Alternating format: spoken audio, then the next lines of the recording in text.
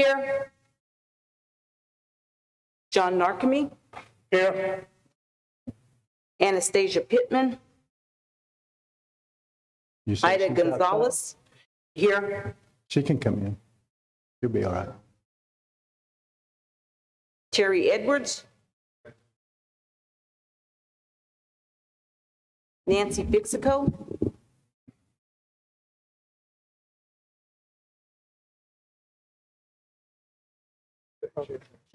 Tamara Downey. Leon Petit. Here. Joseph Billy. Here. Dolores Harjo. Here. Karen Fulbright. Ann Borba. Stephanie Lambert. Here. Sina Yeslith. Here. Lottie Cootie.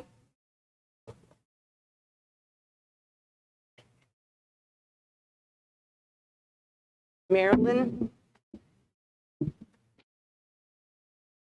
Here. Ella Coleman. Here. Shirley Watkins. Here. Tiffany Thomas. Wayne Shaw. Here. Catherine McCoy. Here. Charlie Hill. Here. Tiffany Cully. Danita Halata Harjo. Here. Willis Dethridge. Here. Desiree Emerton. Here. I have 22 present. Anastasia Pittman here.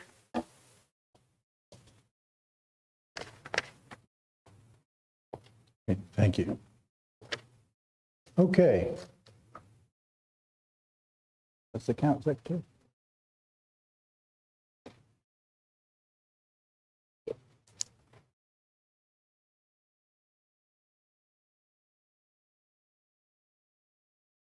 What's the count?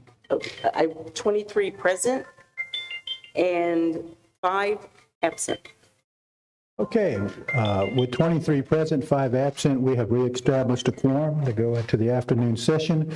We are now under new business, Tribal Ordinance 2022-08, -08, the Tribal Ordinance of the Seminole Nation of Oklahoma, amending Title 14 of the Seminole Nation Code of Laws by establishing the amount of stipend that the Finance Committee members shall receive per meeting. Let's see if we get it on the floor, and then we'll take a question. Are you making a motion to approve? Make a motion. Make a motion there by Representative Watkins. Do we have a second? I'll second that. Representative Fulbright seconded it. Representative Cootie?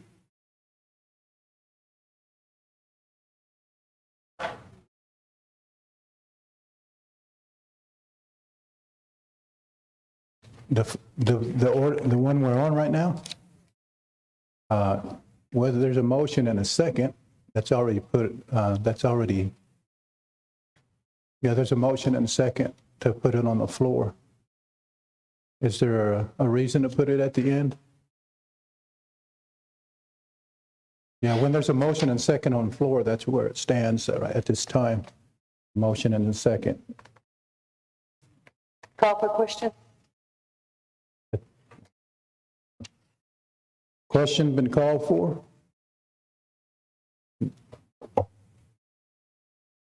I was going to explain that the Finance Committee can only sit on one board or meeting or committee. They cannot sit on any others. And they spend a lot of time putting together that comprehensive budget and other amendments and modifications as well. So how many new council members realize that the Finance Committee is only limited to be able to sit on one committee, and they spend either 4 to 5 hours in each committee meeting going over budgets or modifications. So a question's been called for. We've been kind of, someone brought it out that when a question's called for under Title 16, then we have to go to that question. We have been trying to, if someone needs to be able to discuss it or debate, we don't like it to be cut off, but Title 16 is what it is, and we're going to start operating in that form from this point. I like to give courtesy for discussion, but the question's been called for. We'll go to the question. Council Secretary, call the roll. Did you say that somebody made a motion, call for the question? And only thing that does, actually, it takes 2/3 to stop debate unless there's somebody had their hand up. Call for the question doesn't mean a whole bunch. It doesn't stop the debate or anything. Are you talking about Robert's Rules of Order or Rules of Order according to Title 16? One more time? Are you talking about Robert's Rules of Order or Rules of Order according to Title 16? I'm going to lose every debate I have with you, so let's just move on. Well, I'm trying to clarify. I know Leon's looking at it right now, but it's come up on the council floor when we tried to keep discussion open, and fortunately that Title 16 does reference that. Is that correct, Leon? I believe that it is. Correct me if I'm misinformed.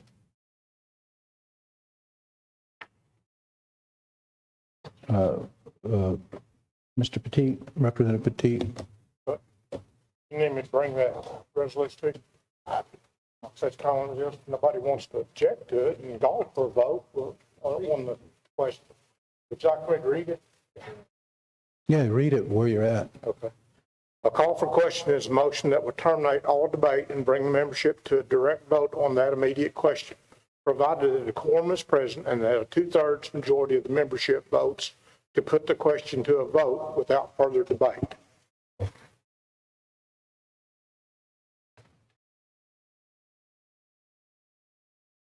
So you want to try to get 19 votes of the council to be able to discuss it? Not to stop debate on it. I see.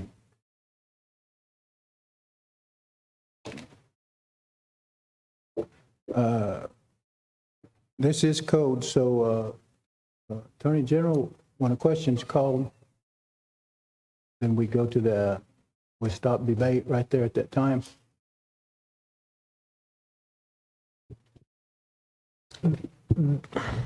This question was presented to me at the last meeting, and I did look into it briefly. We had not taken a stance on the interpretation just yet. Valerie and I have discussed it, and a call for question is a motion that will pause debate. The pause then requires a vote to stop debate. If you pass that vote by a 2/3 vote, then you go to another vote of the actual question. Correct. You would be adding another vote to the question. So your process looks like this: motion, second, debate or discussion. If you end discussion and debate, you go to a regular vote for that motion and second. If anybody makes a motion to call for question, the consensus has to be a 2/3 vote to stop debate and then go to the question. Otherwise, you have to come to a natural end of discussion and debate. That's why I like to pay courtesies for calling for question doesn't try to stop conversation and discussion. That's the more diplomatic way to do things. But so you call for question. Is there a motion to that effect that is somebody opposes calling for question? Is that by the lift of hand? Are you opposing for it? So we can go to a vote to stop debate? Are you asking me? Anybody? Any I just council wanted to ask a representative? question, but she had already called for questions, so. You want to withdraw that question for a moment so people can actually have discussion? Yes, I withdraw. Okay. All right, we're still in discussion, folks. And I saw Catherine's hand. Willis, Mr. Dettridge, did you have your hand up? Yeah, earlier for comment. Okay, Representative McCoy? Yes, Chair. I just had a question, because I think my understanding is back in 2020, I believe, we wiped out the stipends for committees and boards. So with the finance, and they were only going to be paid mileage. So with this resolution, they want to reinstate their stipend, is my understanding. And will they also be getting mileage reimbursement as well? No, we already changed that law under Title 16 in the Code of Laws that it's no longer receiving mileage, but all committees receive stipends at this point. That's already been changed by It the has tribal been changed. council. What year was that? Or Since I came into office just recently, okay, April. April. Okay. That's all I had then. Thank you. Anyone else? And appreciate it, Representative Borba withdrawing that call for question. This makes it a lot easier. There's no other further discussion, and we will call for question now. Secretary, call the roll. Leetta Simpson.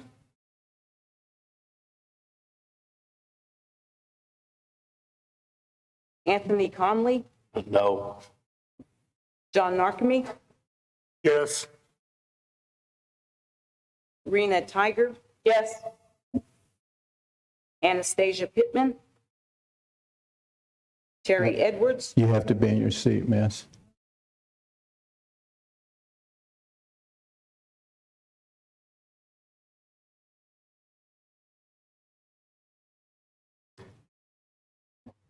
Yes. Terry Edwards. Yes. Nancy Fixico. Ida Gonzalez. Yes. Tamara Downey. E. Leon Petit. No. Joseph Billy. No. Dolores Harjo. No. Karen Fulbright. Yes. Ann Borba. Yes. Stephanie Lambert. Yes. Dina Yeslith. Yes. Lottie Cootie.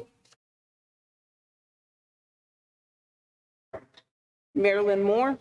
No. Ella Coleman. Yes. Shirley Watkins. Yes. Wayne Shaw. No. Tiffany Thomas. Catherine McCoy. No. Charlie Hill. No. Tiffany Cully. Benita Harjo. No. Willis Deathridge. No. Desiree Emerton. No. I have 12 yeses and 11 nos. With a count of 12 yeses and 11 no, I declare that Tribal Ordinance 2022-08 has passed. The next Tribal Ordinance 2022-09, that's going to be withdrawn at this time under the recommendation of tribal courts. So we have Tribal Ordinance 2022-10, a tribal ordinance of the Seminole Nation of Oklahoma amending Section 613 of the Seminole Nation Motor Vehicle Registration Code, codified as Chapter 6, Title 28 of the Seminole Nation Code of Laws, to expand the regulation and fees collected under the code to include registration, taxation, and issuance of tags and/or titles for motorcycles, motorized bicycles, utility vehicles, and all-terrain vehicles. And we do have BCR here. Do we have a motion to amend TO 22210? A motion by Representative Deathridge, seconded by Representative Petit. Now we're in discussion.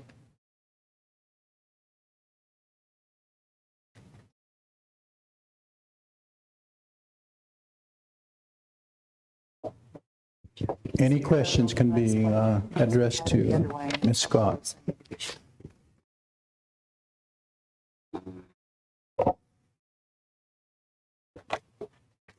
Any questions on this tribal ordinance, 2022-10? Representative Dethridge. Okay, yes, sir. Earlier I heard a representative asking about who are the financial people. I don't know what Mr. Shaw asked a while ago, but the VCR is one of those functions in life that tries to bring in revenue to the nation. And I would like for our executive director to expound on the purpose of this legislation right here and the benefit it would have for the financial benefit it would have for the nation. Okay, the General Council approved our tribal ordinance to revise Chapter 6 of Title 28 to allow us to register, among other things, ATVs and UTVs. At that time, we requested a flat rate of $10 for a decal that is affixed to the front of an ATV or UTV. In the years since, we started registering those. We realized that we were losing revenue or an opportunity to collect revenue for the nation, and that those vehicles can be as much as $30,000, $35,000, and we weren't collecting an excise tax on that. So this resolution is to correct that issue. We're still well below what the state charges. They charge 4.5% for ATVs and UTVs, and we're just going to do the flat 2% that we currently charge on other motor vehicles.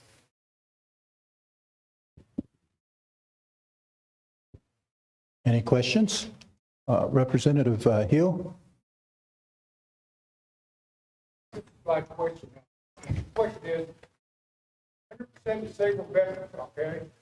I understand that talking to administrative officials from Veterans Administration, he stated that all people that are 100% disabled, any tax agency, you do not have to pay for a renewal on your license plate, all right? However, I spoke to a couple of other individuals that are tribal members of the nation. One pays $5 a year, and the other individual pays $15 a year. So I'd like to know, not we, but do they pay zero amount if you're 100%, or do they pay $5, or do they pay $15? It depends on their designation as a veteran. If it's a disabled vet, it's $5. And if it's active, a veteran that's no longer active, it's a veteran. They're charged $15 for a renewal. That's how it's written in our codes. So if they're disabled, we charge them $5, and that just covers the cost of the decal itself. You really haven't answered my question. When a person's 100% disabled, okay, that means he's not active. Okay, he's disabled. He's no longer active, so he gets 100%. So how does A disabled veteran, currently, the way the code is written, they're charged $5 for a renewal. $5 is 100% disabled? Mm-hmm. There's nothing in our code that says that we can waive that fee. Past 15 years, ma'am, I've been 100% disabled. I've been paying $15 every year. So do I get a refund? It's that on in your your code? PT214. So how that goes is it depends on what class you're in. We have several vet classes. So we have winners of medals. Not all the vet prices are set. We have $5, $15, and if you are active or former, that renewal is $40.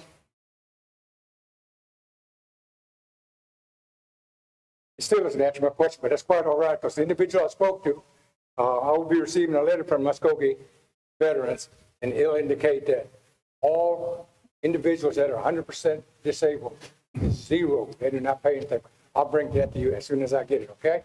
Thank you. Yes. The way our code is written now, it can be revised. If this legislative body wants to revise that to change that fee to zero, then that's your prerogative, and we would honor that. It's not a prerogative, ma'am. It's coming from Muskogee VA for all veterans, okay? Thank you. Yeah, just as she said, you can amend that tribal code and revise it, and it could fit that if that's what the general counsel desires. Representative Cootie?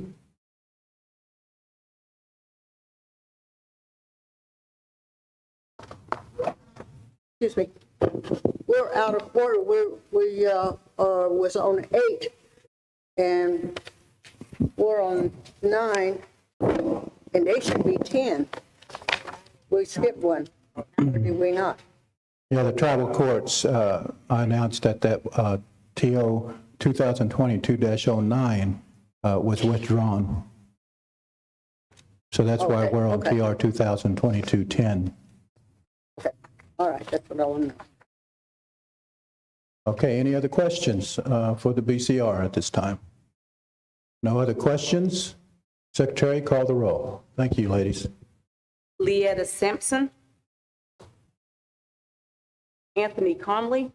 Yes. John Narkemy. Yes. Rena Tiger. Yes. Anastasia Pittman. Yes. Gary Edwards. Yes. Nancy Fixico. Ida Gonzalez. Yes. Tamara Downey. Leon P. Yes. Joseph Billy. Yes. Lois Harjo. Yes. Karen Fulbright. Yes. Ann Borba. Yes. Stephanie Lambert. Yes. Dina Yeslip. Yes. Lottie Cootie. Marilyn Moore. Yes. Ella Coleman. Yes. Shirley Watkins. Yes. Wayne Shaw. Yes. Tiffany Thomas. Catherine McCoy. Yes. Charlie Hill. Yes. Tiffany Cully. Danita Harjo. Yes. Willis Dethridge. Yes. Desiree Emerton. Yes. I have 23 yeses. Total count, please. Do it again. Oh. 23. Was there any no's at all? Hmm. Okay, you're 23, 0, and 0. Oh, I know. Okay. 23 yeses and 0 nos. No, 0 abstain. Okay. Okay, with a count of 23 yeas, 0 no's, 0 abstentions, I declare TO 2022-10 to have passed. TR 2022-99. Representative Lambert. TR 2022-99. A resolution of the Seminole Nation of Oklahoma General Council reappointing Sina Yeslith to the Board of Commissioners of the Housing Authority of the Seminole Nation of Oklahoma. We have a motion to that effect. We have a motion by Representative Lambert. Is there a second? Second.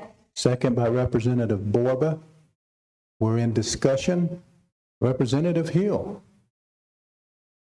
Mr. Chair, I was asked to bring this question to you from my band and also other tribal members from other bands, okay? The question is this: the next 11 resolution that we're looking at in reference to appointing and reappointing employees, some of the people said that many years ago, probably back in your days when you were a council rep, that they used to take it to the band chief, et cetera, and talk about who should apply or be put in that position of a committee member. However, today, they quote that they're pretty sure and positive that it's coming from you selecting and picking the people that you want in these upcoming 11 positions, okay? They said it's unfair because you do not give the people an opportunity to be fair and impartial so they can apply for like announcement on vacancy announcement or whatever, that you're just picking who you want on there, and there would be some out there that are willing to be in that position and on that committee, and they would like to see the nation go forward. But if you continue to just keep picking the same ones over and over and over, they say, what about us? What's wrong with us? Why is he doing it? So that's the question that I'm supposed to present to you. Okay, then you can ask those people that ask you that question, say that tribal code mandates that the chief of the nation nominates and the council confirms. We haven't confirmed it yet. I mean, I'm just bringing That's why out- I'm saying why it is the way it is, because it's mandated by law. That's the answer you should ask. I mean, you should give. Tell him. No, that's the answer you should give when someone asks, as a council representative, know your own law so that you can respond. Then the laws need to be changed. Okay, we need to be fair about this. I see Representative Cootie, then Representative Shaw, then Representative McCoy. Representative Cootie? I think Zenas was nominated or reappointed, and I think the council turned it down before. So does anybody remember? I thought we had already voted on it once before, and it was voted down. So why are we bringing it back up? Well, one thing is that this is new. We're under a different administration. During that period, the chairman of the council broke the tie on that particular vote. And there was, without going into detail, there was some political things going on because of that and a little bit of disagreement. And he voted no to reappoint her. Now, what I believe is that Ms. Yesleth has had experience in that position. She has spent time there. She has gone to training from time to time, and that she actually is a productive housing commissioner, and that's why I'm as the principal chief asking to reappoint Ms. Yesleth.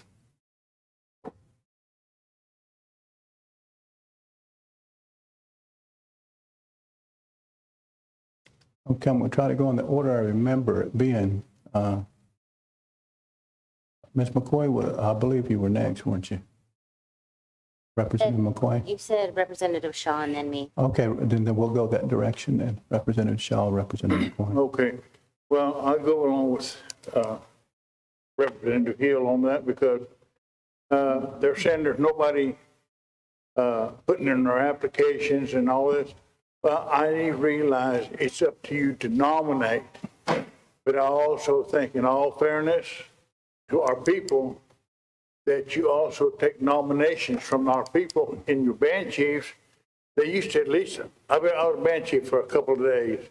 So while I was there, they'd come to me and they would bring it to us as a band chief. Y'all have anybody in your bands who would like to apply for these positions? And then you submitted them, and then the chairman, not the chairman, but the chief of the nation would go through those and pick which was best. Nothing against anybody in here, but the thing is, are we getting the best? Are we just getting what our chairman wants us to have? And that's come from my band that we also feel that it's not being fair to the people that are eligible to do these jobs without giving them a fair chance to at least put in their name. I realize you're going to pick who you're going to pick anyway because you already got your picks. Make sure you put your name in. I'll get you there. But the thing is, at one time, some of you sit here on this council know that sometimes we'd have 2 and 3 people for those positions nominated by the chief, brought to the council, not this council, but to the council. Then we would choose from those in order to give us a choice as council representatives for our people. That's not happening anymore. And we can't go back and say last administration because we can point fingers all day long. So we need to start whatever it takes to change it. You say it's mandated by Constitution? No. Okay, then we might need to change that code of laws that you're talking about in order to give the people of the Seminole Nation a fair shake. And if you got 5 people nominated for the slot, bring 5 people up here and let us question them. Let us say, okay, you are the best for this job. Not, well, he's my brother, he's my buddy, he's my cousin, he's so-and-so's best friend. So I'm nominated and be belligerent about it. You don't have to, right now, that's my feelings. And I'm sorry, but almost everybody on this list, that these 11 nominees are going to be straight up no's from the Watley Band. I'll stand by that. I would suggest that you're the governing body and the legislative branch of this tribal council, and that if it's within the code and you desire for a code to be changed, I'll give you an example. Code with the court advocate at one time, when we went back several years ago, we wanted to go and challenge the court, challenge the attorneys, and challenge everybody. And as the assistant chief, I advised at that time, all you have to do is vote, because you're the makers of the legislation of law of the Seminole Nation. But no, we didn't want to do that.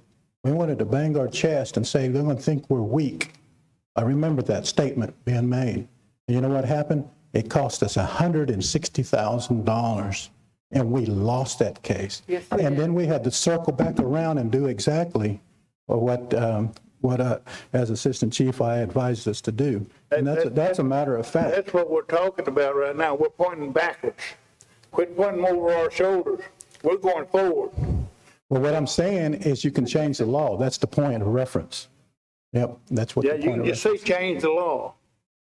Yeah. But the thing is, the law hasn't been changed. And if we went by tradition, I'm a traditionalist. I told y'all what we used to do.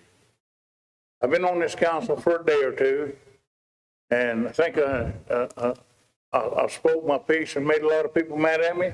But you know what? The Lord forgives me. That's true. Representative McCoy, and then Representative Edmonton. So my dad has already talked about it, but my question is from the band is, even though you nominate, where do you get your nominations from? Are people submitting names to you or what? Because even if you nominate these people to bring them forward, our band was like, these names appear to be the same names we see year after year. They're being brought back. They want to see some new people, and they want to be able to put their name in the hat, whether it's kind of like, if you kind of want to work for the nation, here's the application. Why can't we, is this even possible, to have on our website? These are committees that have open positions. If you feel like you're and refer back to where in the code the qualifications are for that particular committee. If you feel like you're qualified, put your name in the hat, and then maybe the nominations all go to you. But at least you're getting a new pool of people that are saying, I want to give back to the nation, and I feel like I'm qualified to sit on that committee. And so those were also the recommendations from our band that they would like to see moving forward, to have really good tribal members that maybe can bring new ideas, that want to be active, want to sit on committees, but they feel like they don't even have a chance because they don't even know how to make it to the agenda. Well, actually, if they pick up a phone and would call the chief or assistant chief, then that's the avenue to do that. But the majority of the time, y'all think we do this on the buddy system, and that's not true. I look at who has I try to look at who has the credentials for that specific committee and go from there. Sometimes it comes from the community. A lot of times it does. If someone said, hey, this person would like to sit on this committee. I mean, there's one or two of them up here that I don't know personally, but I'll explain it when we get to that particular resolution. But this chief doesn't operate that way. If other chiefs operated that way, then that's on them. Representative Cootie. One of the things that I'm hearing too is the younger generation. We keep saying the youth is the future of our tribe, but we don't show it. And I think that was one of the things that some of the young people are saying. We don't get an opportunity to serve on a council, or maybe they're not old enough to be on council, but on the committees or anything. And that's the only way our young people are going to learn, if they become a member of a committee or board members or whatever. I mean, everybody has to learn. And we're not giving them that opportunity. So they don't want to come because we don't listen to them. But we stand up and say, oh, our youth is the future of our tribe. And that's true.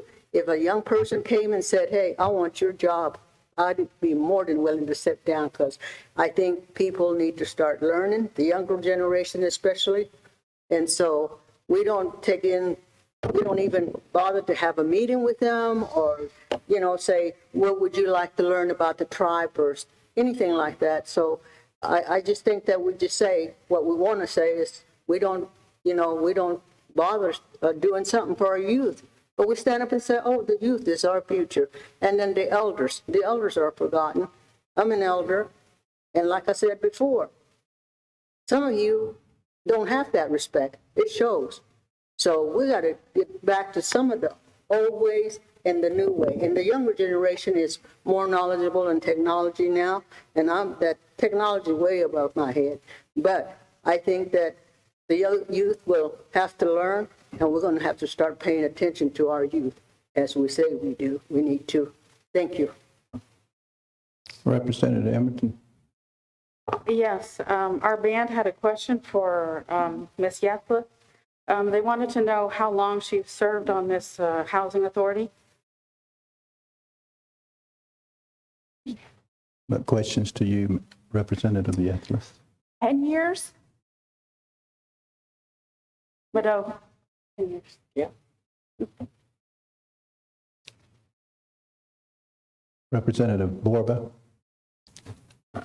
Yes, I respect your judgment, and I know that you try to be fair, and I think some of this rhetoric that's going on is personal attacks, and I personally don't like it. I think we need to move forward and do what's best for the nation instead of some people using their personal agenda for an attack. So I think we've gotten off target, so there is a motion, right? There's a motion and a second. Let's stay germane to the subject matter. Representative Pittman. Thank you, Mr. Chairman. My question, you made a simple comment about they can pick up the phone and just call you or the assistant chief. Is there a window or a time frame in which they can do that? And is there a time that you cut it off? I'll take everything that's been said under serious advisement, because that's what I do as a person, whether I sit in this seat or not. But nominations that come forward, perhaps I can put out that we're going to be accepting nominations, to certain boards, committees, commissions, and just let it be known, on a tribal website, that kind of thing. Under law, obviously, it's my nomination, that is presented, and then, the council confirms those nominations if they desire to. But we can move towards that direction as well, if, I don't have any opposition to that. So my question is, do we have a 10-day window? There's a certain amount of time that we have to have those nominations from wherever to be submitted. And it may be 10 days before the agenda's created, because the agenda has to be put out 10 days before the meeting. So if we establish some kind of deadlines, then whoever wants to be submitted can be submitted. I think we could do that with all the concerns of the different representatives represented here today. There's no doubt we could do something like that. We could start a practice. It's not in tribal law to do so, but to not necessarily to satisfy or appease those ones who spoke, toward that manner. I think it's fair enough to do that, and but it's still at the discretion of the chief to nominate. At this point, unless the law would be changed. I saw Representative Coleman's hand. Thank you, Chair. This is my comments. There's two I'm going to make. It is germane to what has been discussed. One is relative to band representative. Years ago, there was a young man that was in our Ogeezy band meeting, and he expressed a desire to run for general council representative for the OGZ band. He stood up and told about himself. He was 20 years old at that time, and that was Abraham Ferrani. I nominated him. No, my mother nominated him. I seconded. We voted. You know, he was able to, fill a position. And so anyhow, any band member can ask, about filling the position, but they can also run too at election time.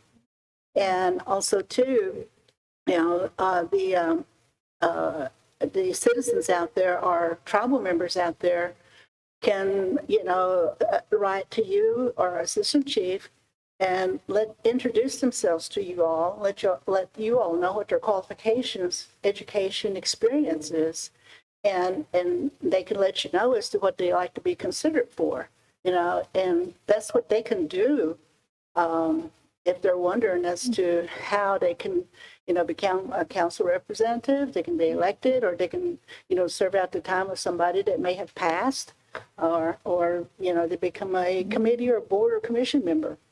I just want to make that comment. Thank you. Let's see, I seen somebody's hand. Was it Representative Fulbright? You can have the golden resume to be considered for a board. You can have the best qualifications to sit on the board. The chief wants to nominate you and he sees that fit. But this council, if you got a vendetta against that person or that family, that'll knock you out. And that's what happens here. If they don't like you, they don't agree with you, you ain't gonna get in. Some of the, definitely some of the suggestions will be taken heart by executive office moving forward. Okay, I want you to know we will. Representative Pittman, one more time. Just real briefly, Mr. Chairman, thank you for your indulgence. Is there, when you ever decide if there's a criteria, is there an age range that we consider who serves so that we are inclusive of the youth, or do they start at 18? What's the age range for being able to serve on any council, whether you On tribal council, or just on the for executive office, it's Yeah. 35 years old, obviously, Okay. and above. And a tribal council, it's 18 and above. Yeah. Okay, Representative Cootie? I just want to say, however I vote, my band tells me to vote that way, and I will do it. Thank you. I trust everybody does that as well. That's how this structure of this nation is put together. Okay, Secretary, don't see no more hands. Let's call for question TR 2022-99. Leetta Simpson. Anthony Conley. John Narkemy. Yes. Rena Tiger. Yes. Anastasia Pittman. No. Terry Edwards. No. Nancy Pixico. Ida Gonzalez. Yes. Tamara Downey. Leon Petit. No. Is that a yes? No? Say again. He said no. They said no? Okay. No. Okay. Oh, are you talking about? Yeah. Okay. Joseph Billy. No. Dolores Harjo. No. No. It was a no. Karen Fulbright.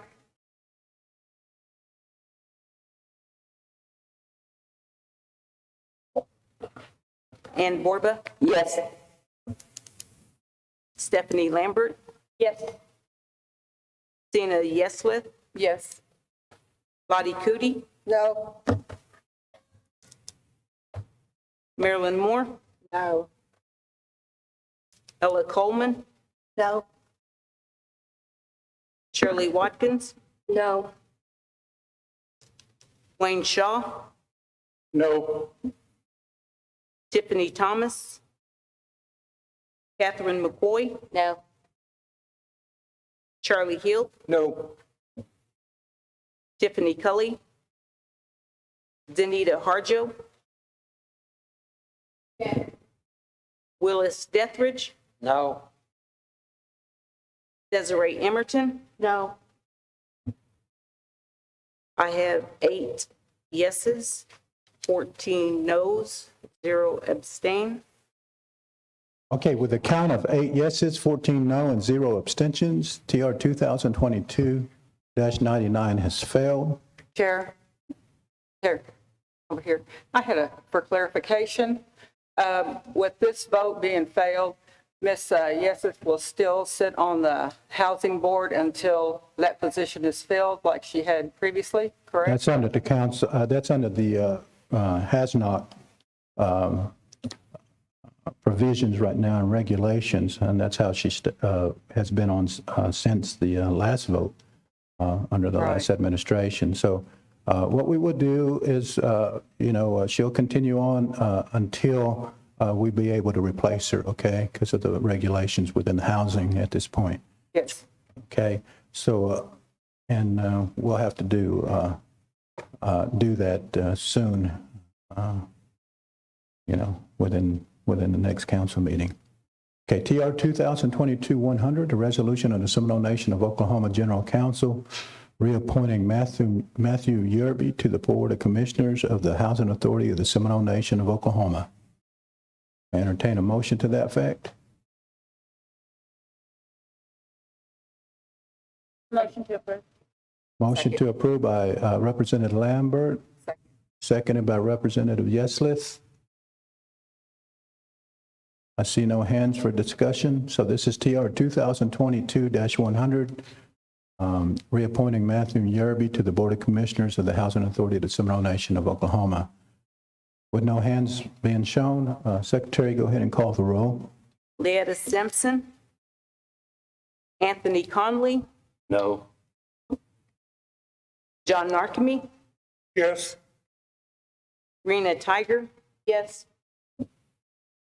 Anastasia Pittman. No. Carrie Edwards. No. Nancy Fixico.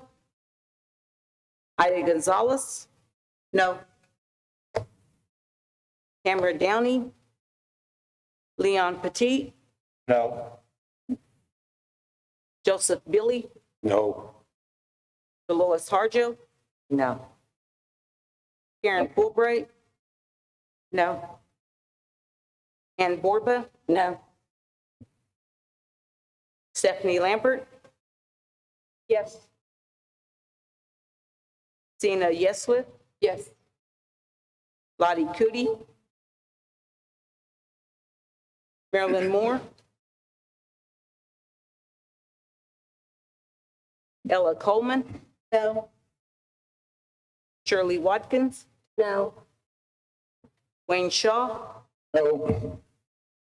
Tiffany Thomas. Catherine McCoy. No. Charlie Hill. No. Tiffany Cully. Danita Harjo. No. Willis Dethridge. No. Desiree Emerton. No. I have 4 yeses, 19 noes, 0 abstain. With a count of 4 yes, 19 no, and 0 abstention, I declare TR 2022-100 to have failed. TR 2022-101, a resolution of the Seminole Nation of Oklahoma General Council appointing Aliyah Haney to the Board of Commissioners of the Housing Authority of the Seminole Nation of Oklahoma. Entertain a motion to that effect.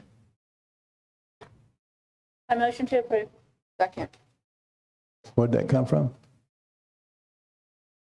A motion to approve by Representative Yeslith and a second by Representative Lambert, or vice versa? You got that mask on, I can't see your mouth moving. It was vice versa. It was made by Representative Lambert and seconded by Representative Yeslith. Any discussion? There's no discussion, then Secretary call the roll. TR 2022-101. Leetta Simpson. Anthony Conley. No. John Narkemy. Yes. Excuse me. Yes. Yes. Rena Tiger. Yes. Yes.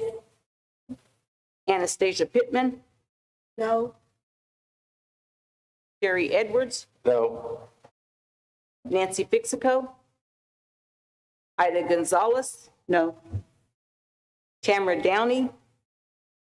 Leon Petit. No. Joseph Billy. No. Dolores Harjo. No. Karen Fulbright. Yes. Ann Borba. Yes. Stephanie Lambert. Yes. Tina Yeslith. Yes. Lottie Cootie. Marilyn Moore. Ella Coleman. No. Say that again. No. Shirley Watkins. No. Wayne Shaw. No. No.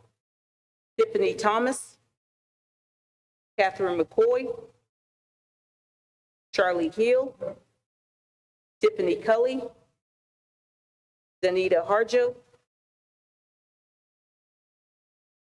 Willis Dethridge. No. Desiree Emerton. No. I have 7 yeses, 16 noes, 0 abstain. With a count of 7 yes, 16 no, and 0 abstentions, declare TR 2022-101 to have failed. That was a tenant, so there will be a requirement of a tenant that's in the housing stock to sit on the Board of Commissioners. And this was one of those young people that folks said they wanted to try to give a chance, 26 years old. TR 2022-102, a tribal resolution of the General Council of the Seminole Nation of Oklahoma confirming the appointment of Bernita Whitekiller to the Princess Committee. I entertain a motion to that effect. I have a motion by Representative Petit and seconded by Representative Pittman. Any questions? I think Ms. Whitekiller is here today if you have any questions.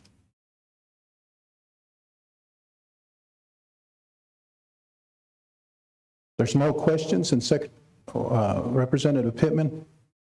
Thank you, Mr. Chairman. Does she have former experience in working with the Princess? Yeah, she used to be on the Princess Committee as well as her daughter was Junior Miss Seminole this past term last year. Thank you.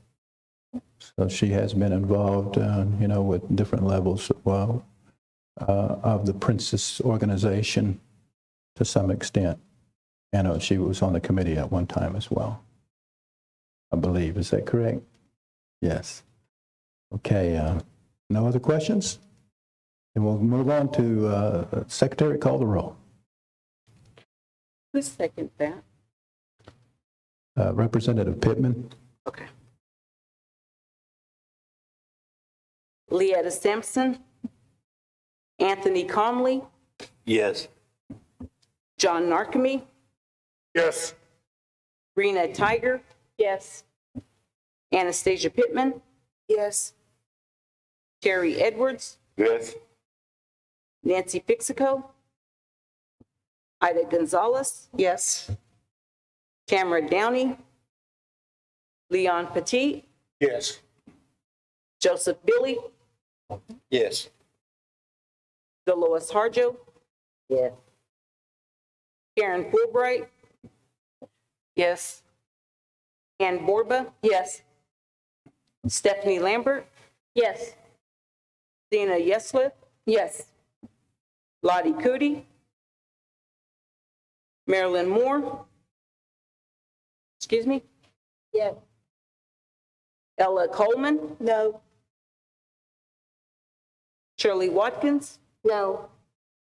Wayne Shaw, Yes. Tiffany Thomas, Catherine McCoy, No. Charlie Hill, No. Tiffany Cully, Danita Harjo, No. Willis Dethridge, Yes. Desiree Emerton. Yes. I have 18 yeses, 5 noes, 0 abstain. With a count of 18 yeses, 5 no, and 0 abstentions, I declare TR 2022-102 to have passed, and she'll be taken over for Regina's term is expiring as of today. So, congratulations there, Ms. Whitekiller. TR 2022-103, a tribal resolution of the General Council of the Seminole Nation of Oklahoma, appointed Sina Yeslith to the Constitution Revision Committee and Stephanie Lambert as the alternate appointee. May I remind the council that this is the Miccosukee Band selection for their representation on the Revision Committee. Entertain a motion to that effect. I saw we almost did high five together. Representative Shaw?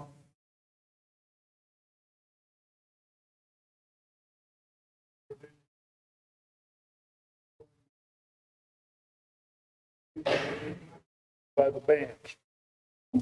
That's exactly right, but for confirmation purposes of the law, that's why we're going to confirm it right now.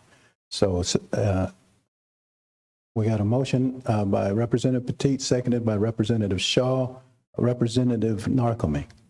I was just going to ask if we could combine this one and the next one, since they're just, Is it the desire of the council, since this is the band selection for their appointee to the revision committee from the Ocheesy band and the next resolution? Is that all right? Because Ms. Cohen being on the finance committee was no longer, on the revision committee. So TR 2022-103, TR 2000-104, we can combine those, both of those revision committee. Is there no objections? So Representative Dethridge.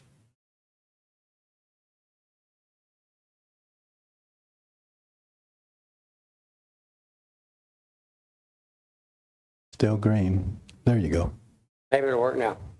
How does a person, a council representative, or just a person that's a member of Seminole Nation, how do they request something to the revisions committee? Do they do that through their particular band, or do they come to a revisions committee meeting?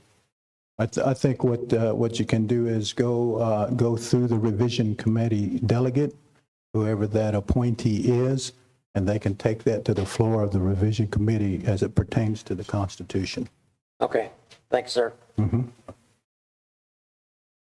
And we are having a revision committee meeting. Tuesday was the last. I know it's coming right up on us. Tuesday at the Tribal Council House. We set that for 7 o'clock, correct?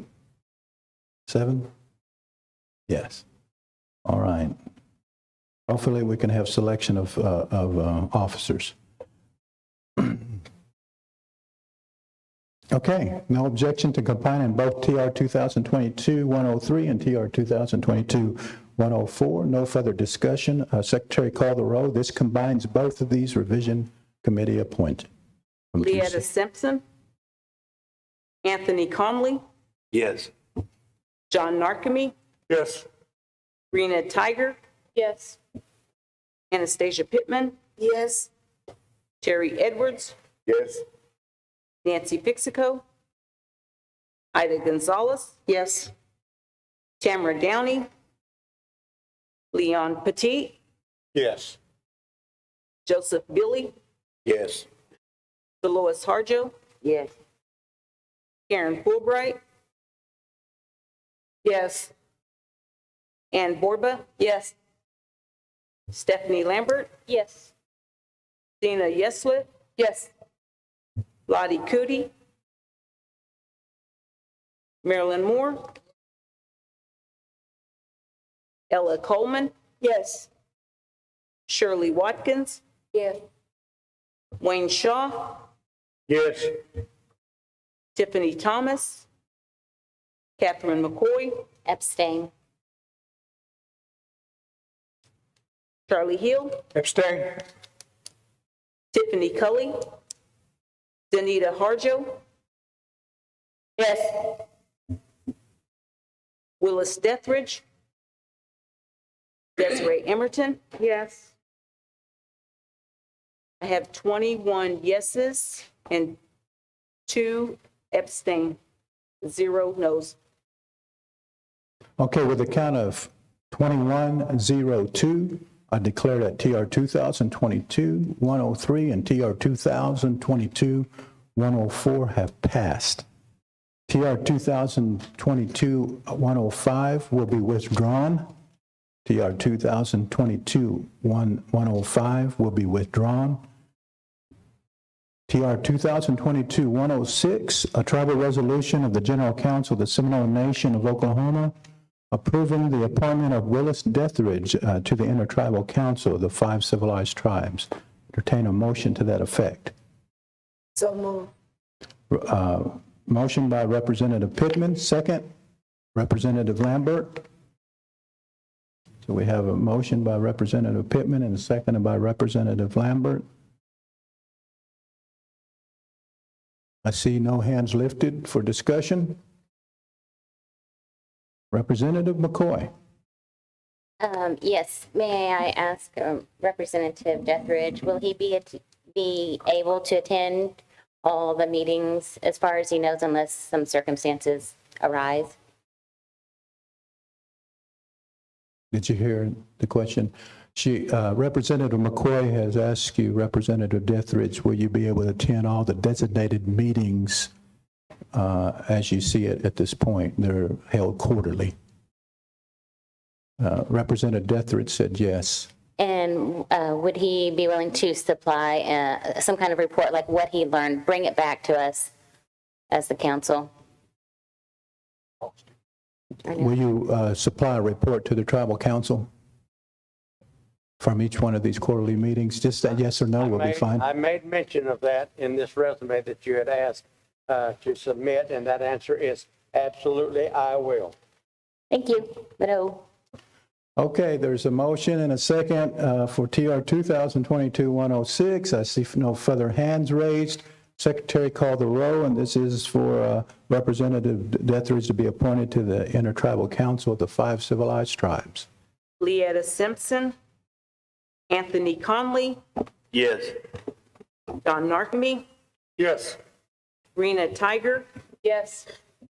Anastasia Pittman, Yes. Carrie Edwards, Yes.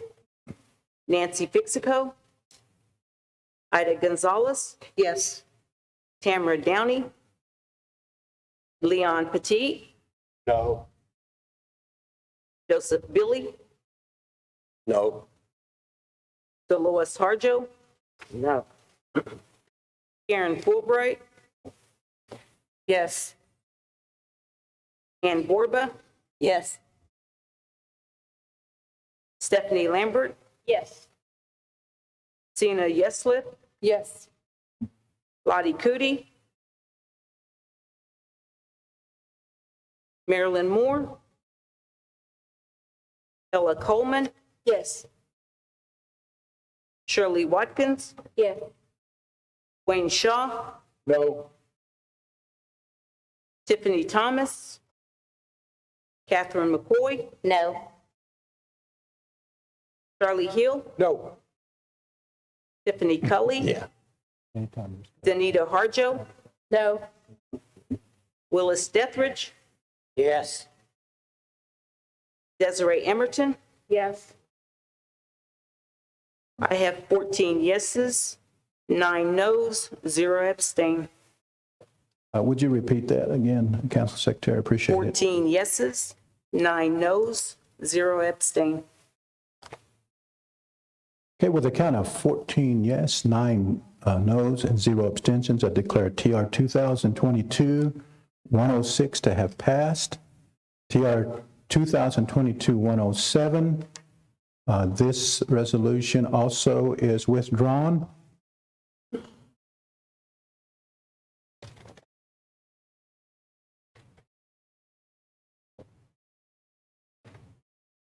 And there were reasons for that as well that I can't share with you, but there were real personal reasons. TR 2022-107 is withdrawn. TR 2022-108 is withdrawn. We are on TR 2022-109, a tribal resolution of the Seminole Nation of Oklahoma reappointing Cassandra Don Portabiddy to the Wewoka Service Unit Health Advisory Board and Seminole Nation Health Board. I entertain a motion to that effect. Motion by Representative Narcomi. Is there a second? Second by Representative Cootie.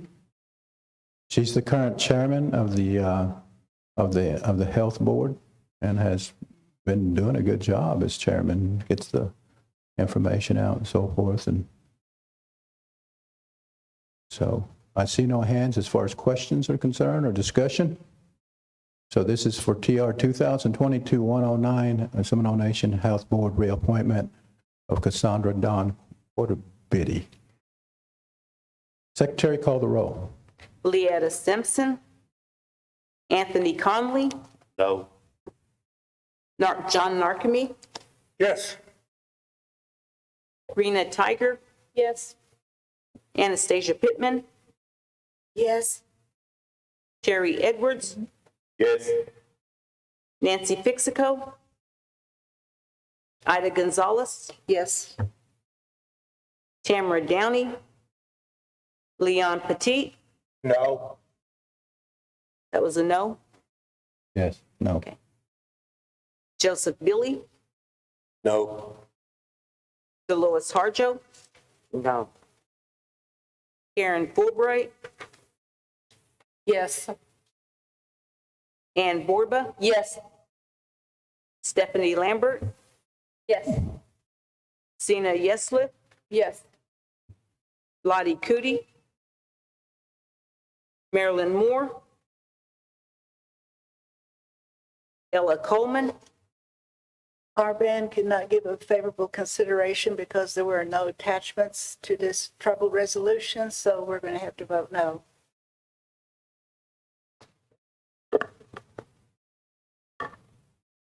Shirley Watkins. No. Wayne Shaw. No. Tiffany Thomas. Catherine McCoy. No. Charlie Hill. No. Tiffany Cully. Zenita Harjo. Yes. Willis Dethridge. Yes. Desiree Emberton. Yes. I have 12 yeses, 11 noes, 0 abstain.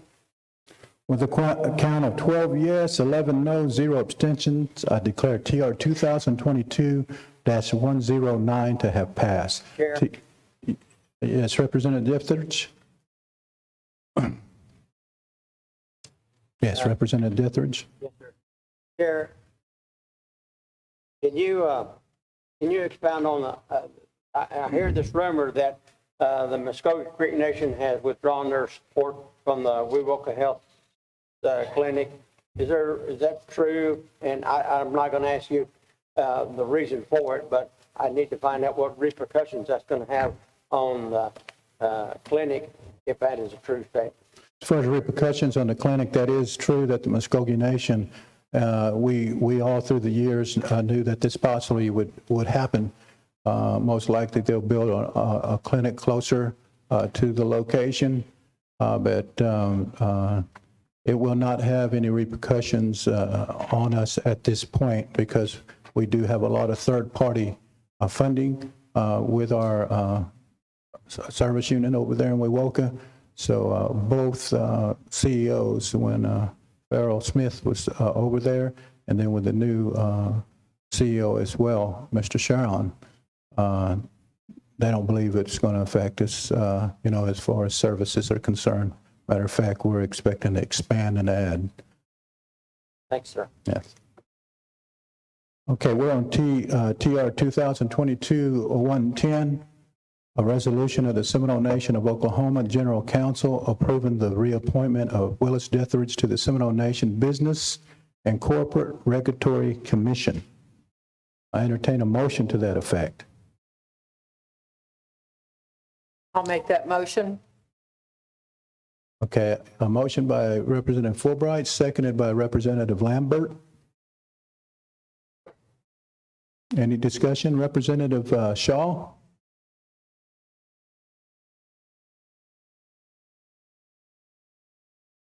About like the Chickasaws up doing the Seminoles. I live 1 mile from their line over there, and they won't see me at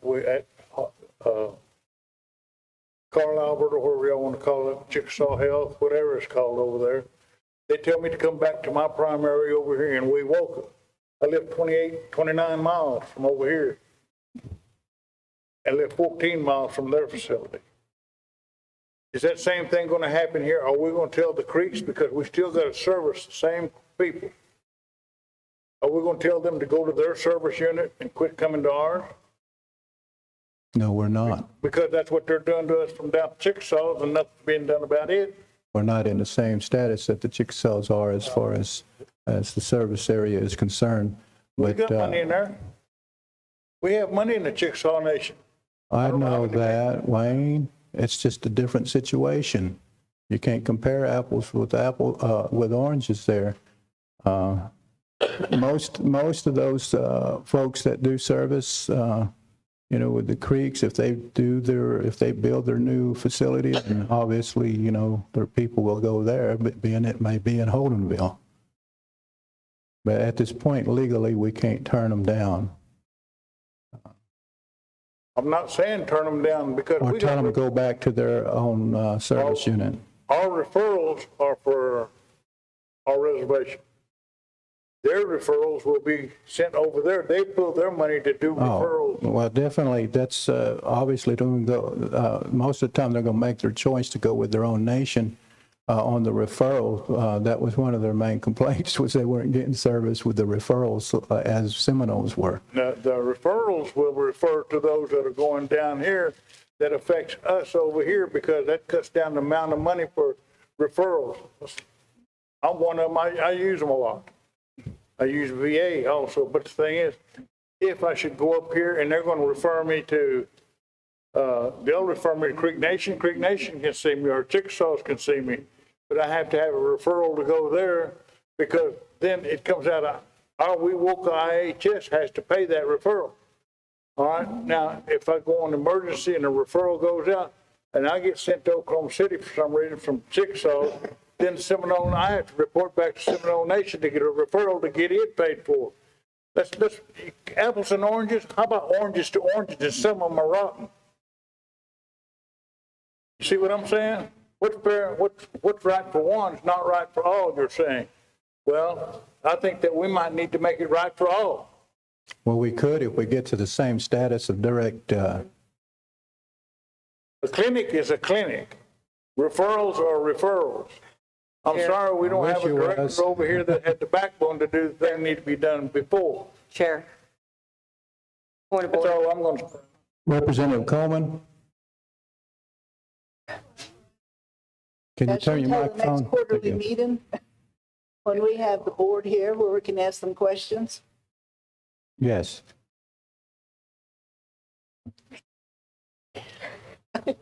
Came on. Any other questions for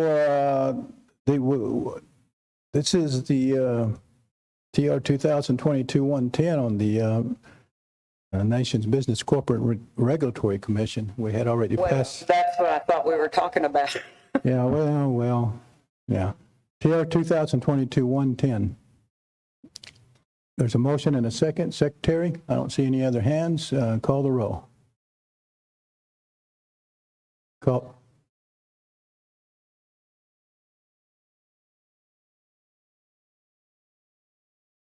She called the roll then, it had been an echo.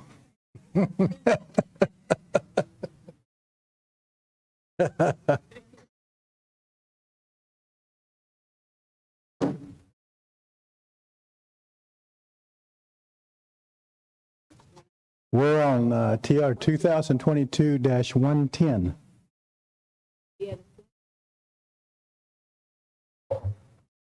Anthony Conley, Yes. John Narkemy, Yes. Rena Tiger, Yes.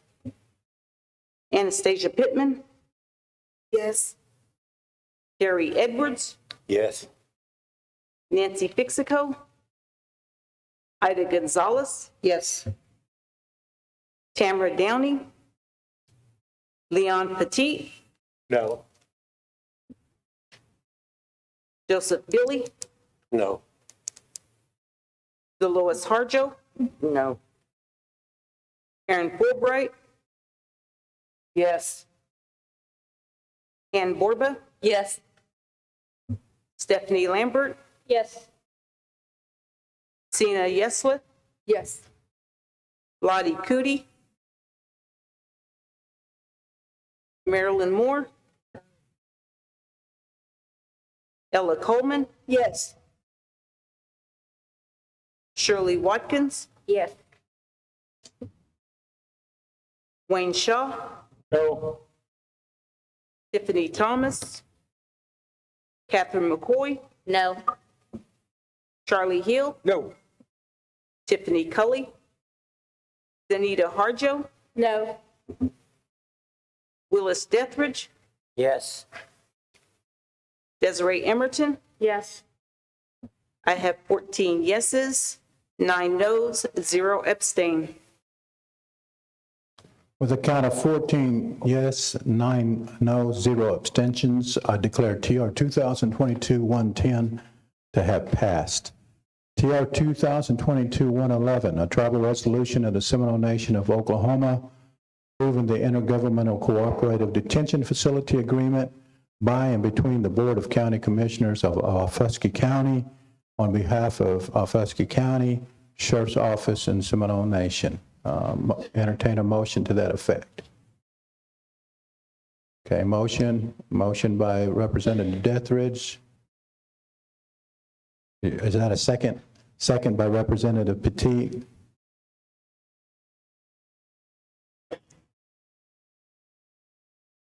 Any discussion at this point? I see no hands. This is TR 2022-111.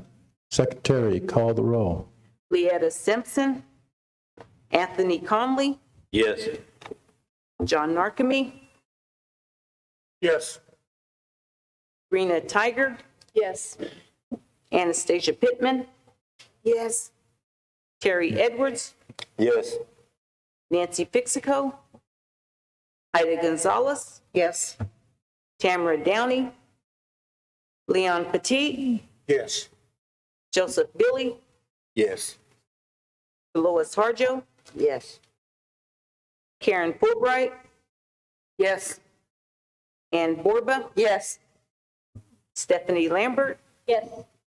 Sina Yesleth, Yes. Lottie Cootie, Marilyn Moore. That was a yes. Yeah. Ella Coleman, Yes. Shirley Watkins, Yes. Wayne Shaw, Yes. Tiffany Thomas, Catherine McCoy,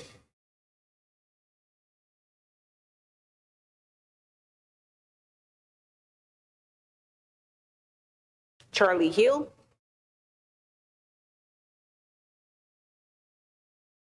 Tiffany Cully, Danita Harjo, No.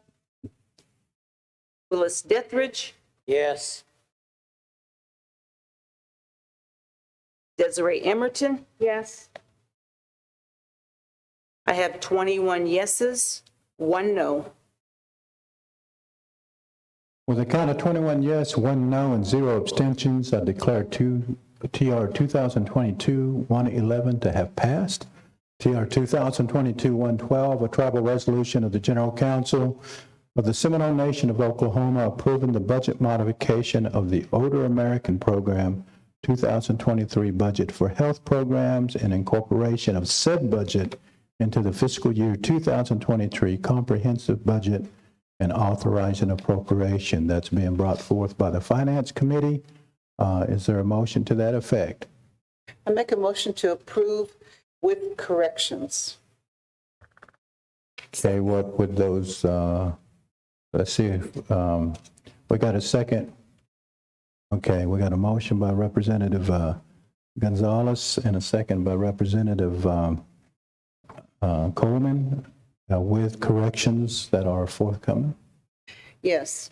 When we have our committee meeting, we make corrections, and for some reason, we don't know what the story is or how this happened, but the actual copies that we corrected were not given out to the council. They were given the incorrect copies. And it's not going to affect any totals. All it is the justification where it says fringe benefits. There are no fringe benefits, and that wording that's there should be removed. So all of that entire fringe benefit wording needs to be removed, and that would be the correction.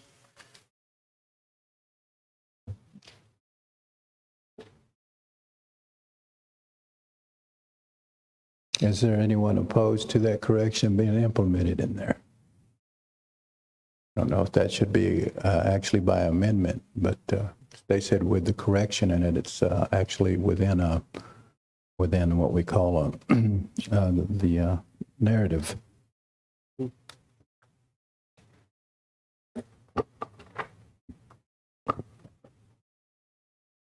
Okay, I have Representative Dethridge, then Representative McCoy. Sure. Are all these resolutions from 112 through 124, they're basically some COVID or ARPA money that we received in the past and wasn't put into the budget. Can you expound on that, or am I way out in left field on all this? If it dealt with CARES money, obviously that's the case. Early on, ARPA funds too, that was not incorporated into the comprehensive budget for whatever reasons from May to September. So that's why some of these things are coming around. Some of them had, when we get to specific ones, some of them have deadlines, that have to be met as well to be able to utilize those funds before those deadlines, have it obligated, and thus far, possibly some of it needed to be liquidated and things of that nature. And if these budgets are not approved, then we just basically forfeit that money, or? For the largest part, they will call that a reallocation. They will take your money and somebody else will use it. Oh, okay. All right, thank you, sir. I saw Representative McCoy, then Representative Shaw. On this specific one, though, there's, we can, the Finance Committee, and then Martha is here as well on this particular one. So if we kind of stay focused here on this particular one, if you have any questions to it. Representative McCoy? Chair, I just have a question.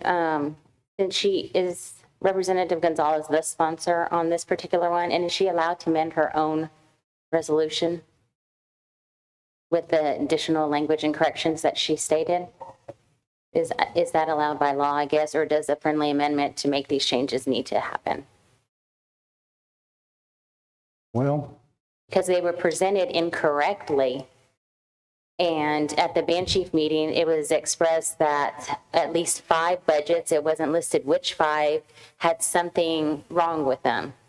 For lack of better words, I don't know if it was like, language or dollar amounts or line items, but changing it on the council floor and not being able to take it back to our bands to let them know what was incorrect is just a little concerning. Yeah, the numbers are not incorrect, as has been stated before. It's the narrative, which is the justification on these. So the numbers remain the same. They said they corrected it in the Finance Committee. Was it in I don't know if they indeed, they did that. They said they did it, so they did it.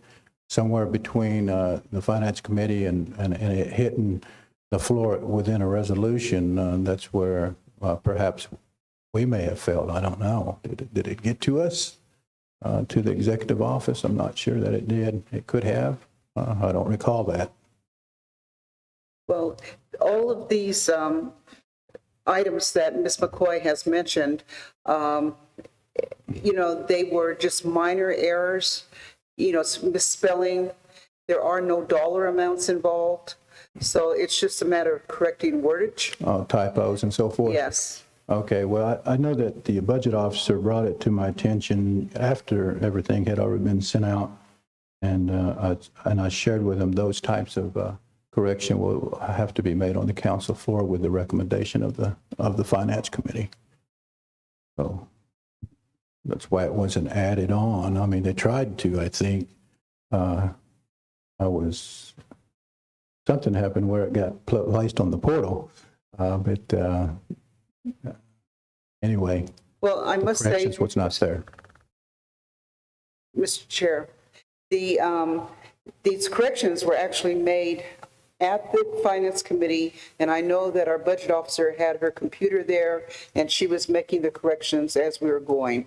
So how the original incorrect copy was sent, that's something that we're going to have to research and find out. I know I did not get and receive these corrections until, the agenda had already been sent out and all the packet, was available. So that's probably where it was at. It just didn't get to me in a timely manner, from where it's supposed to come from.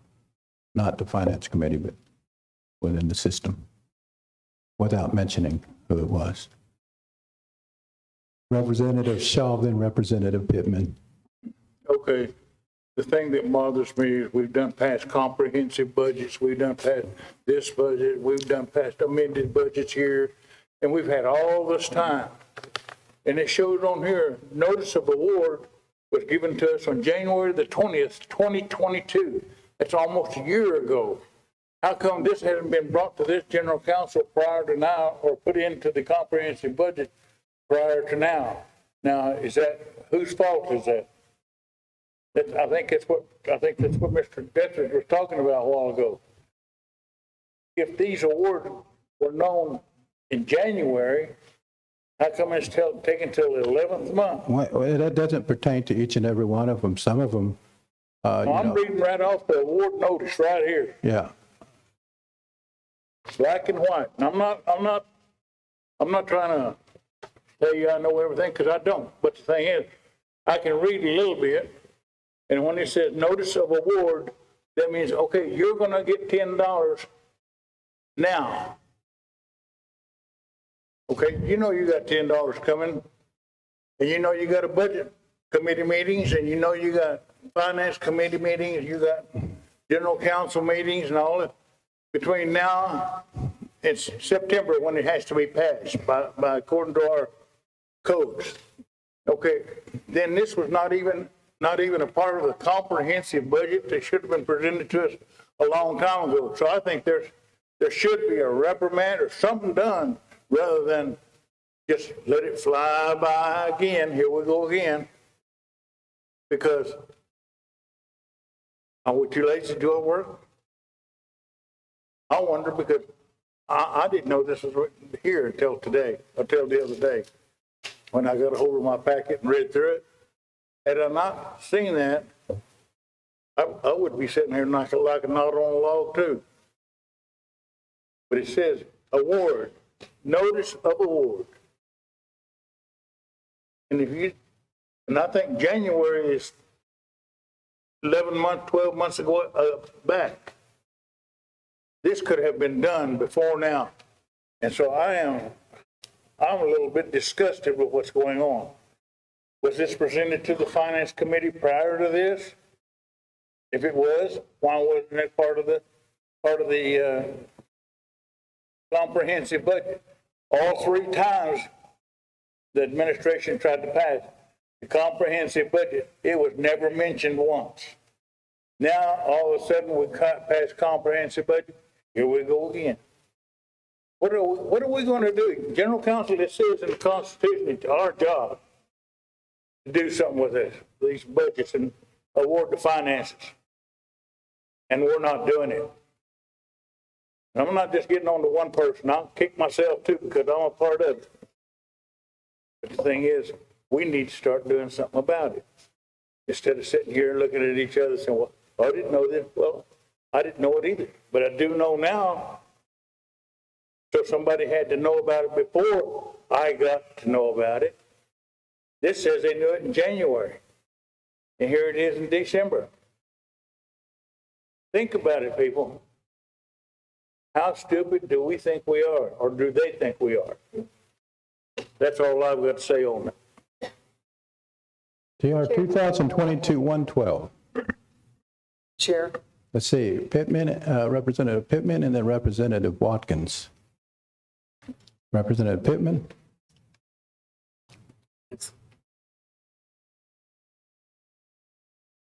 No. Yes. Thank you, Mr. Chairman. I'd like to go ahead and make a friendly amendment so that we can move forward with the resolution.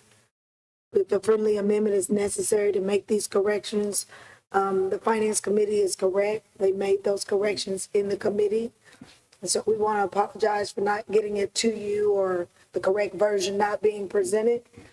And with the dates being on here, the Finance Committee votes and reviews on these proposals as we get them. So not only in this particular proposal, we have a couple more on the agenda where the dates are going to be different and there could be previous dates. But if we do not pass these resolutions, then we won't be helping the tribe to draw down these monies that have been appropriated to us. Okay, it's a procedural issue right now. So she's asking, with the corrections that not be stated, then she's going to ask for a friendly amendment to do the corrections that were stated. That's should be the way it is. You accept that? Second, accept that as well? Yes, Okay. definitely. Okay, with that.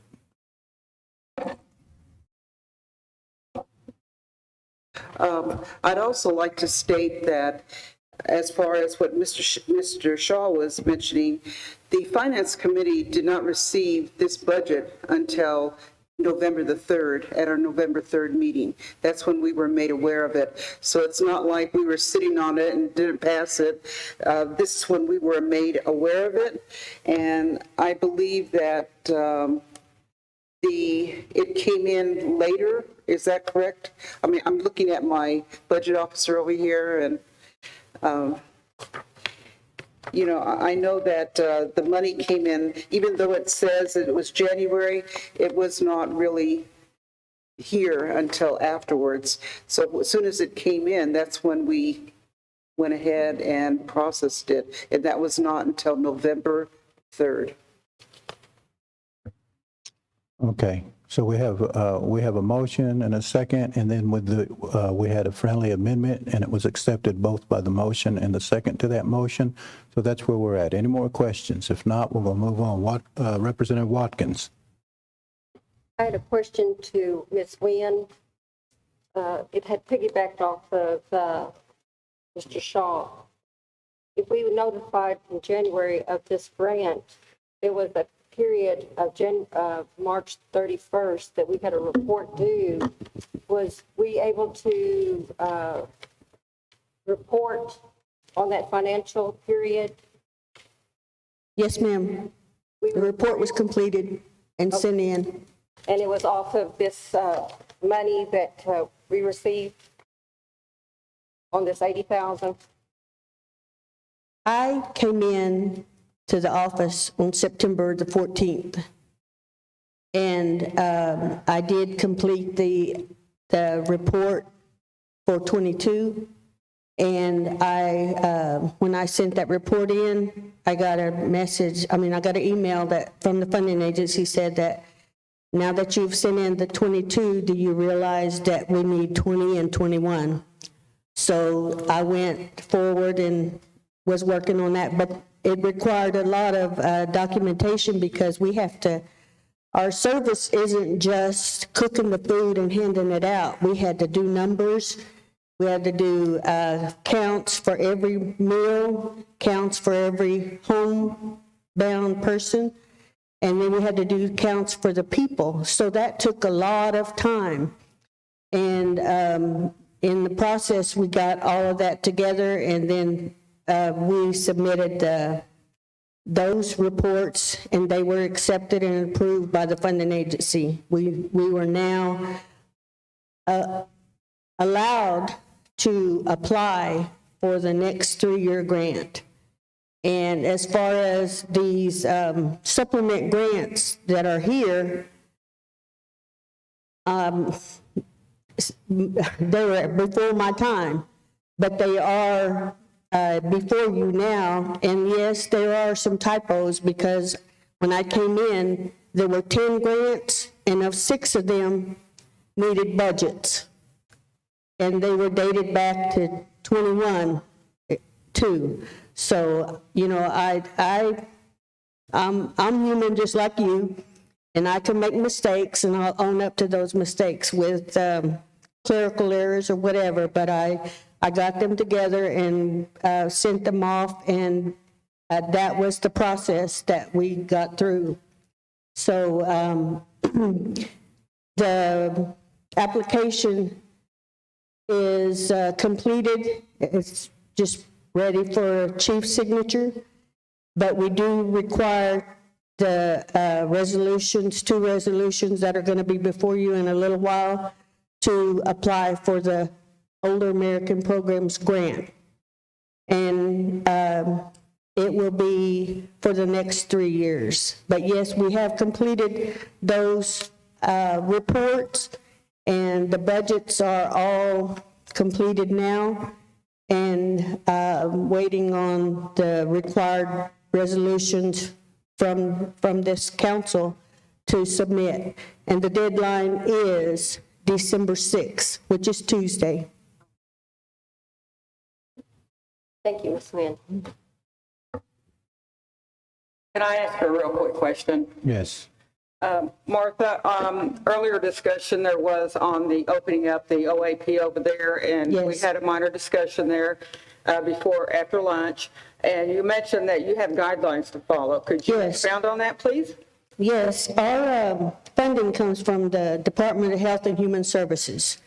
And they are, like a lot of the programs that have got budgets coming up, we are still bound under that CDC ruling. And so all the funding is supplementing our programs so that we can help to prevent and to protect and prevent from COVID, because it's still here. And one of the discussions that we have, because they have a webinar that every Thursday, and all nationwide programs are, unless they have the facility that they can accommodate social distancing, they are not serving within. And it is a part that's what this is saying, that we have to provide the protection requiring for our seniors. And yes, you can go anywhere you want to go, but that is because you want to take the option to take care of yourself. But our elders are going to need that. If there was a case where we were open and somebody came in and infected, we'd have to shut down 5 days, because that's still the CDC requirement. We are bound for regulations. We're bound for the because of the funding agency and because of who they are. That's why we're required to do what we're doing. It's not because we don't want to keep anybody from visiting each other, because they still do have social events like ball games, like church, like whatever thing. But with the funding that we get from the government and the requirements that they hold with CDC, that's why we are closed to the public. Everyone is still getting their meals. Thank you, Martha. Okay, back to the resolution with the amendments, TR 2022-112. And the council secretary, make sure that you note that there was some amendments, which is amendments with the corrections there. No other questions? TR 2022-112, secretary, call the roll. Leetta Simpson, Anthony Conley, Yes. John Narkemy, Yes. Rena Tiger, Yes. Anastasia Pittman, Yes. Carrie Edwards, Yes. Nancy Bixico, Ida Gonzalez, Yes. Tamara Downey, Leon Petit, No. Joseph Billy, Yes. Lois Harjo, Yes. Karen Fulbright, Yes. Dan Borba, Yes. Stephanie Lambert, Yes. Sina Yeslith, Yes.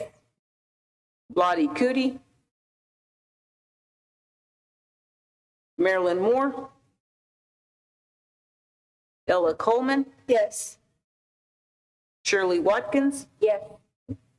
Wayne Shaw, No. Tiffany Thomas, Catherine McCoy, No. Charlie Hill, Oh. Tiffany Cully, Danita Harjo, No. Willis Dethridge, Yes. Desiree Emerton. Yes. I have 18 yeses, 5 noes, 0 abstain. With a count of 18 yes, 5 noes, and 0 abstentions, I declare TR 2012-112 as amended has passed. TR 2022-113, Finance Committee. A tribal resolution of the General Council of the Seminole Nation of Oklahoma approving a budget modification of the Head Start, Early Head Start 2022 budget for COVID-19 funding. This is a motion with an amendment. I guess that's how I'm going to say it, because I was going to say a correction. There is a correction that needs to be made in this particular Okay, amendment. we'll make the motion, and then if someone wants to do the friendly amendment, they can do it as we did with the Okay. last one, okay? Second. Okay, we have a motion and a second. They want to do those corrections. There's somebody that wants to do the friendly amendment, Representative Borba? I'll do the friendly amendment to accept it with the corrections. Yeah. Is there a second to that? I won't read it to you. Can you read the, Just wait a minute, just hold it. Okay, the correction is on the fund summary page. That's one of the correction is the first line, it's a typo. You need to delete the G from the word the, and then there's a misspelling on the word intellectual in the second to the last sentence. Should be spelled INTELLICTUAL.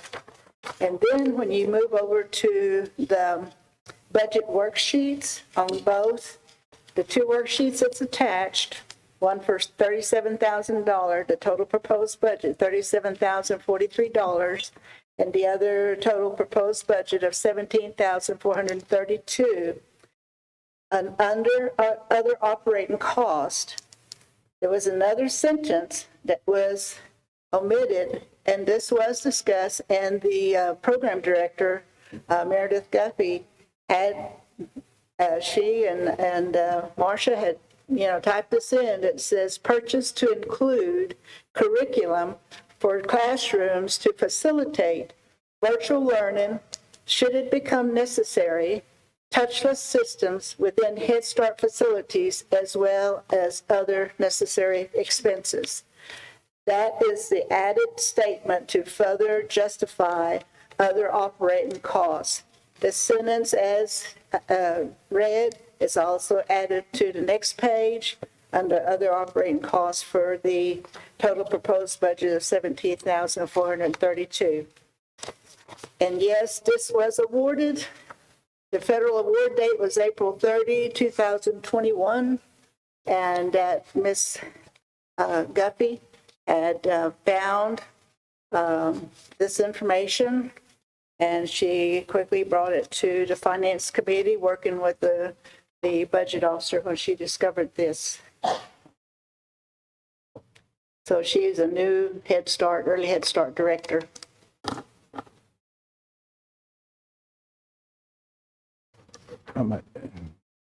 Okay, that's with those corrections. Is there a second to that friendly amendment?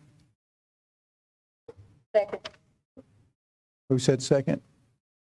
Representative Watkins. Okay, this is TR 2022-113 with the amendments. And I just want to say that in both of these areas, people that would have been oversight for this, they are no longer in those positions.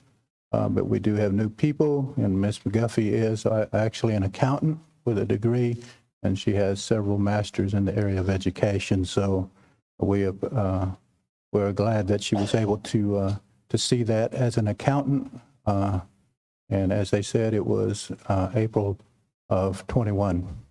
So we're making those corrections as we can.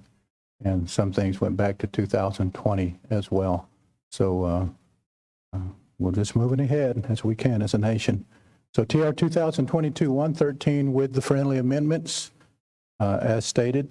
So no other questions? Secretary, call the roll.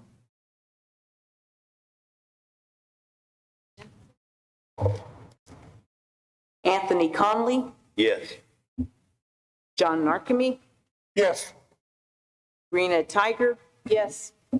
Anastasia Pittman, Yes. Terry Edwards, Yes. Nancy Fixico, Ida Gonzalez, Yes.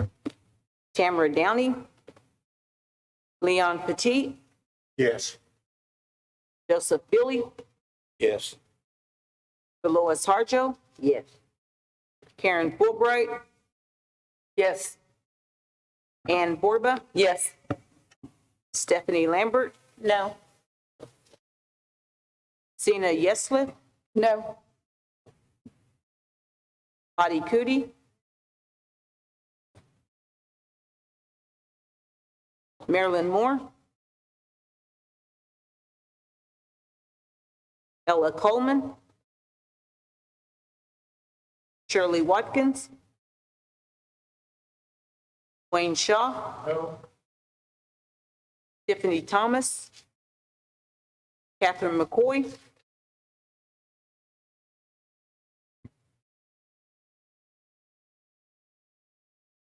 Charlie Hill, No. Tiffany Cully, Danita Harjo, Willis Dethridge, Yes.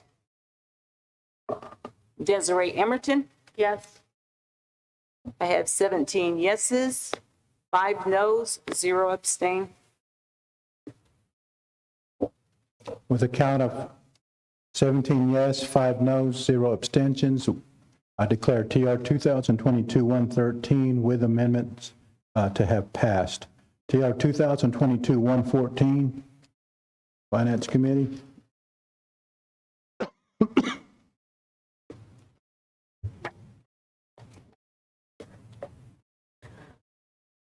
Thank you, Mr. Chairman.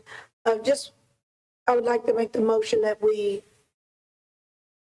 go ahead and I want to make the motion that we do. Can you read the Support. top? Go ahead and Yeah. read the top and then make that motion. Yes, okay. This is a resolution submitted by the Finance Committee. It's a tribal resolution of the Seminole Nation of Oklahoma to give the modifications of the DHHS child care budget, incorporation of the budget in the FY 2021 comprehensive budget, and authorizing the modification. So move. Second. Motion by Representative Pittman. Who seconded that? Ida. She beat me to it. Ida Gonzalez. Oh, okay. Representative Gonzalez. I can't hear a wave. Okay, is there some amendments to this as well? No. Good. TR 2022-114, there's a motion by Representative Pittman, seconded by Representative Gonzalez.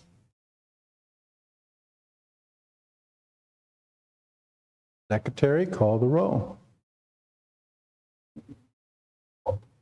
Leetta Simpson, Anthony Conley, Yes. John Narkemy, Yes. Rena Tiger, Yes. Anastasia Pittman, Yes. Carrie Edwards, Yes. Nancy Fixico, Ida Gonzalez, Yes. Tamara Downey, Leon Petit, No. Joseph Billy, No. Dolores Harjo, No. Karen Fulbright, Yes. Ann Borba, Yes. Stephanie Lambert, Yes. Sina Yeslip, Yes. Lottie Cootie, Marilyn Moore, Ella Coleman, Shirley Watkins, Wayne Shaw, No. Tiffany Thomas, Catherine McCoy, Charlie Hill, Tiffany Cully, Danita Harjo, No. Willis Dethridge, Yes. Desiree Emerton. Yes. I have 14 yeses, 9 noes, 0 abstain. With a count of 14 yes, 9 noes, and 0 abstentions, I declare TR 2022-114 to have passed. TR 2022-115. Tribal resolution of the General Council of the Seminole Nation of Oklahoma approving the budget modification of the domestic violence 2023 budget for domestic violence programs for survivors and dependents to access COVID testing, vaccines, healthcare, and services, and incorporation of said budget in the fiscal year 2023 comprehensive budget and authorizing appropriation. I make a motion to approve, and I'll ask for a second. Second. Motion approved by Representative Gonzalez, seconded by Representative Coleman.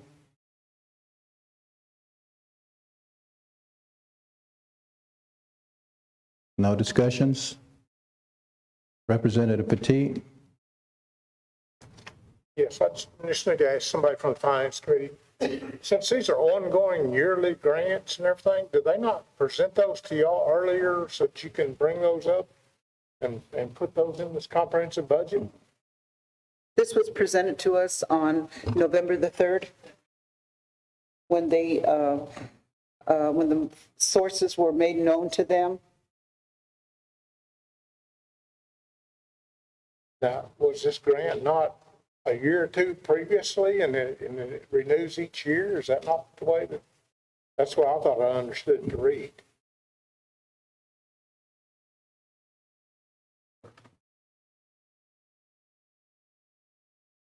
This particular resolution, we were trying to, because we have people already receiving services and they're in the program now, this is us trying to be on time to propose this resolution to receive the funding for 2023. Most of the things we've been having to play catch up. This one, we wanted to submit it as we received it, and we had the explanations given to us as to why it was just coming to us at that time. So now that we have people who still need those domestic violence services, protection services, and things of that nature, we received this one in time to get the proposed funding for 2023. But you didn't have it available at the time you prepared the comprehensive budget and sent it to the council. No, sir. Thank you. No other questions?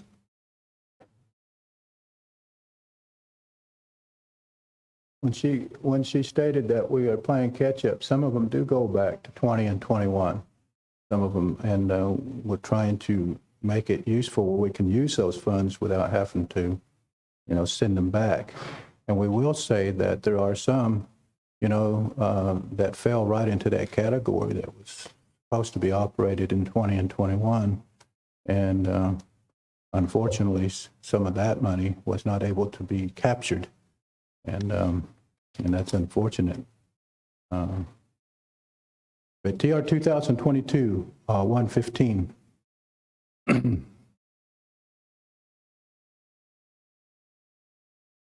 Secretary, call the roll. Leetta Simpson, Anthony Conley, John Narkemy, Yes. Rena Tiger, Yes. Anastasia Pittman, Yes. Terry Edwards, Yes. Nancy Fixico, Ida Gonzalez, Yes. Tamara Downey, Leon Petit, No. Joseph Billy, No. Dolores Harjo, No.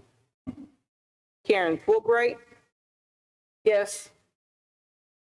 Ann Borba, Yes. Stephanie Lambert, Yes. Tina Yeslip, Yes.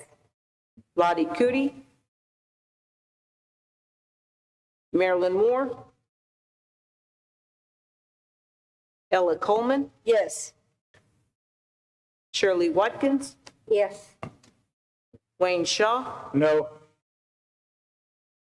Tiffany Thomas, Catherine McCoy, No. Charlie Hill, No. Tiffany Cully, Danita Harjo, No. Willis Dethridge, Yes. Desiree Emerton. Yes. I have 13 yeses, 9 noes, 0 abstain. With a count of 13 yes, 9 no, 0 abstentions, I declare TR 2022-115 to have passed. TR 2022-116. A tribal resolution of the General Council of the Seminole Nation of Oklahoma approving a budget modification of the domestic violence 2023 budget for domestic violence shelter and outreach programs to minimize effects of COVID-19 and incorporation of said budget into fiscal year 2022 comprehensive budget and authorize an appropriation. I would like to make an amendment to this just to make a correction of a misspelling on the justification narrative.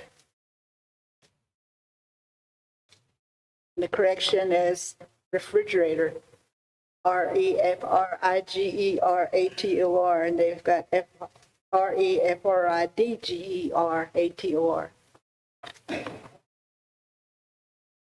All right. Is there a second? Okay, with the correction, refrigerator. Ms. Coleman didn't work for 30 years for the feds for nothing.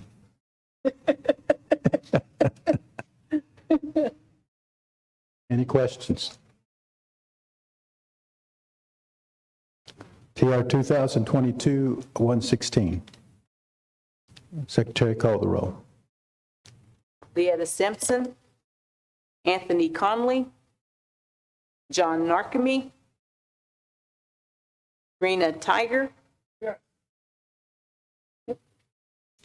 Thank you, Raina. John Narkemy. Okay. Anastasia Pittman. Oh, okay. There you go. It just came up. Oh, okay. You said yes, right, Anastasia? Yes. Okay. Terry Edwards, Yes. Nancy Fixico, Ida Gonzalez, Yes. Tamara Downey, Leon Petit, No.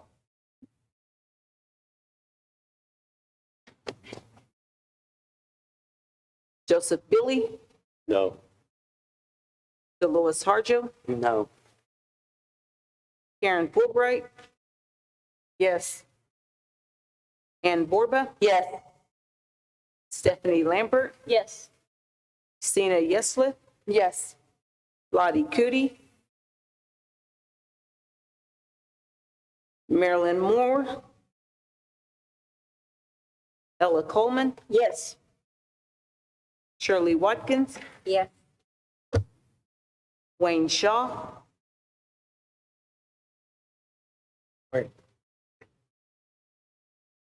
No.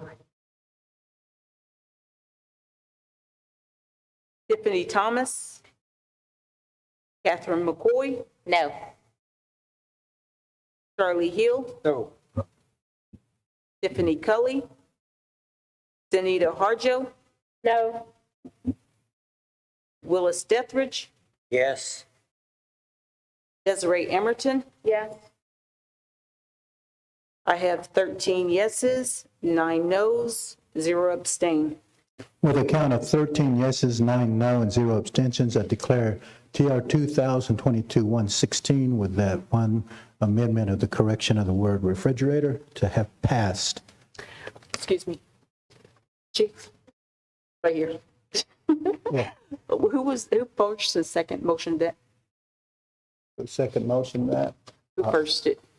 I think it was Ms. Coleman Coleman second? proposed it, and Gonzalez seconded it. So Ida, Gonzalez, yeah. I'm going to have Chief Palmer come and chair the meeting for a moment. Chief, we're on TR 2022-117, and it's right here.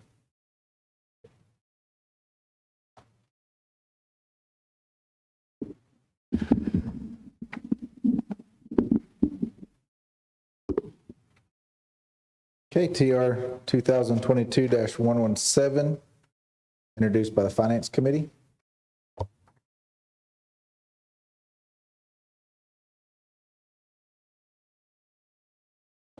Thank you, Mr. Chairman. TR 2022-117, a tribal resolution of the General Council of the Seminole Nation of Oklahoma approving the budget modifications of the Head Start and Early Head Start 2022 budget for COVID-19 ARPA fundings. And we move adoption. Okay, do we have a second? Second. who was that? Ms. Coleman.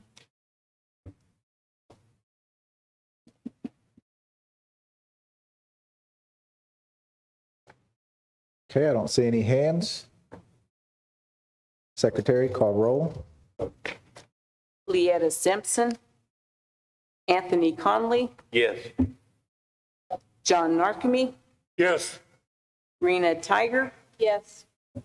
Anastasia Pittman, Yes. Terry Edwards, Yes. Nancy Pixico, Ida Gonzalez, Yes. Tamara Downey, Leon Petit, No. Joseph Billy, No. Dolores Harjo, No. Karen Fulbright, Yes. Ann Borba, Yes. Stephanie Lambert, Yes. Sina Yesley, Yes. Lottie Cootie, Marilyn Moore, Ella Coleman, Yes. Shirley Watkins, Yes. Wayne Shaw, No. Tiffany Thomas, Catherine McCoy, No. Charlie Hill, No. Tiffany Cully, Danita Harjo, No. Willis Dethridge, Yes. Desiree Emerton. Yes. I have 14 yeses, 9 nos, 0 abstain. By a count of 14 yes, 9 no, 0 abstentions, TR 2022-117 has passed. Okay, the next item, TR 2022-118, introduced by the Executive Office.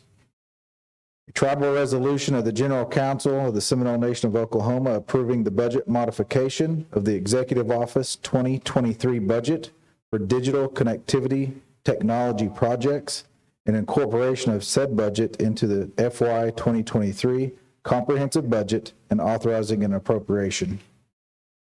Do we have a motion? Mr. Petit, do we have a second? Ms. Gonzalez? Chair, I have a question. Okay, Representative Chatty? Or, sorry, Watkins, you have the floor. Is this a grant? Or, That's correct.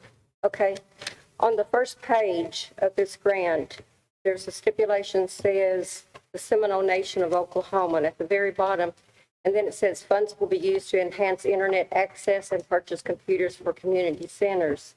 But then on the attachment, we're going to be purchasing 2 booths. Are we going to be in compliance? Yes, those are actually recommended. Those booths will actually house those stations and provide for a safe environment. I'm not sure if we've actually dialed down the location for those 2, but this is in line with the funding requirements. Okay, tell me what makes these so special that we're going to pay $167,000 for them? Why not just a room by itself? A high art or spending so much on the the best computer that you have available? So these What makes them booths, so special? the air filtration and the privacy that these spaces allow. Depending on the location, they could be utilized for virtual visits. They could be utilized by our tribal membership or elders, veterans.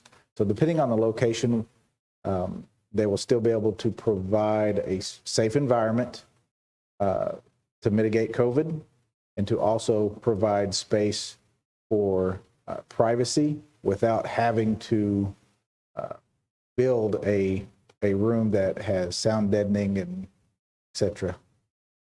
Okay, what does a program in that computer going to do special than any other computer is going to be doing for?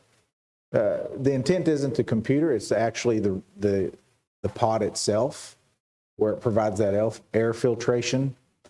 Let's say they're at the Veterans Center where we have limited space for privacy and they want to meet with a healthcare professional. They can do so in a safe environment that would mitigate COVID and then still provide that privacy. Okay, all you're telling me is privacy, which a room itself can do that. I want to know what this program, the computers, what specifically are we buying into this? What specialized computers? The computer itself isn't specialized, it's just a computer. We're just buying a room then. The pod, that's correct. So we're spending $80,000 per booth. That's correct. Okay. And again, it's one of those things that it is one of the things that is allowable with the stipulations within this funding that we have a need for to continue mitigating the effects of COVID. Okay, next question is, where are they going to be located? There's several locations that we could place these. It could be veterans, it could be OAP, it could be in the complex that would allow for our tribal membership to apply or anybody to come in and apply for jobs. We don't have that space currently because of COVID. So there's several locations that it could be. Okay, thank you. I'm kind of along the same lines. Your location. Everything's always located in the central part of this county, this way, east and west. Don't forget, there's a north and a south. We got a community building sitting up there at Straw that's very seldom used. We have the same type of building down here that's on along the Head Start at River Mist. So why can't you, and this is supposed to cover the entire county, am I correct?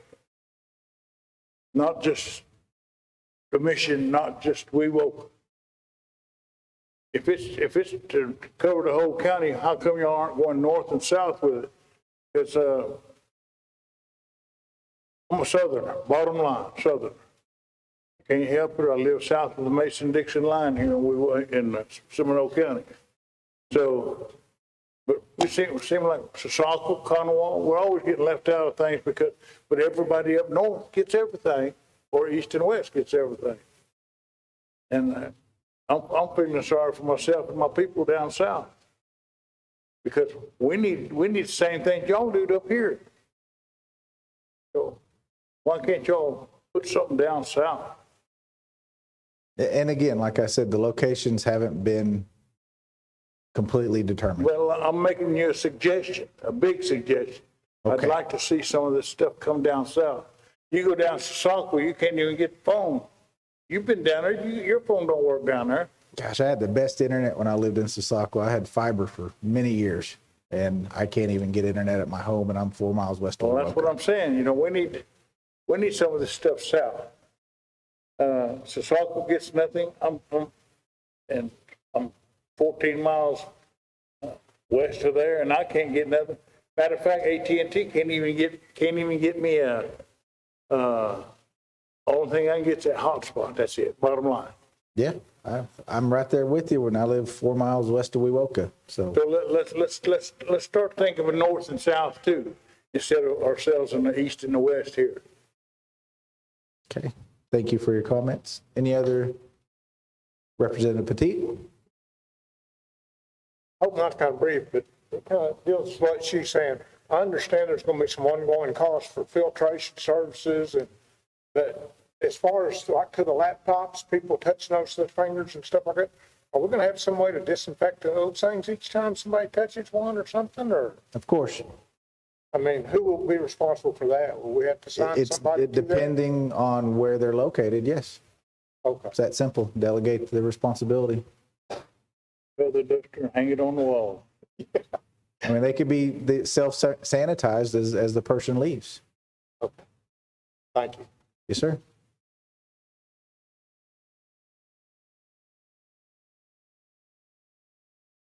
Secretary, call roll, please. Leetta Simpson, Anthony Conley, Yes. John Narkemy, Yes. Rena Tiger, Yes. Anastasia Pittman, Yes. Terry Edwards, Yes. Nancy Fixico, Ida Gonzalez, Yes. Tamara Downey, Leon Petit, Yes. Joseph Billy, Yes. Dolores Harjo, Yes. Karen Fulbright, Yes. Ann Borba, Yes. Stephanie Lambert, Yes. Sina Yeslith, Yes. Lottie Cootie, No. Marilyn Moore, Ella Coleman, Yes. Shirley Watkins, Yes. Wayne Shaw, Yes. Tiffany Thomas, Catherine McCoy, No. Charlie Hill, No. Tiffany Cully, Danita Harjo, No. Willis Dethridge, Yes. Desiree Emerton. Yes. I have 18 yeses, 5 noes, 0 abstain. By a count of 18 yes, 5 no, 0 abstentions, TR 2022-118 has passed.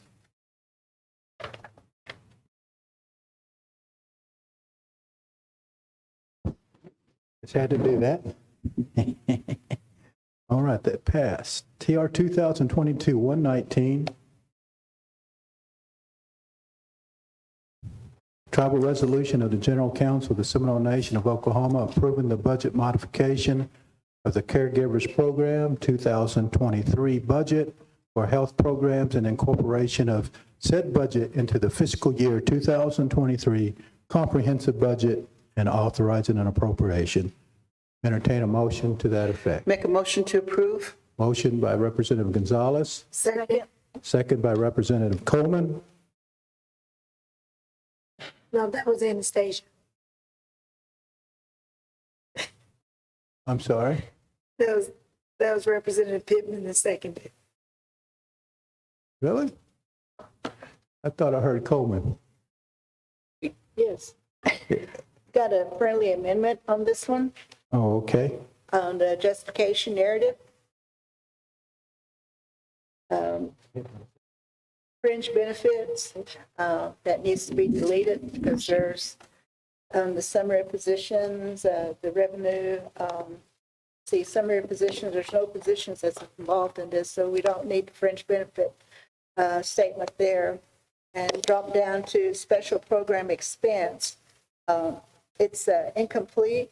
Funds to submit, to supplement the respite and caregivers' efforts. It should end with to increase hours provided to participants.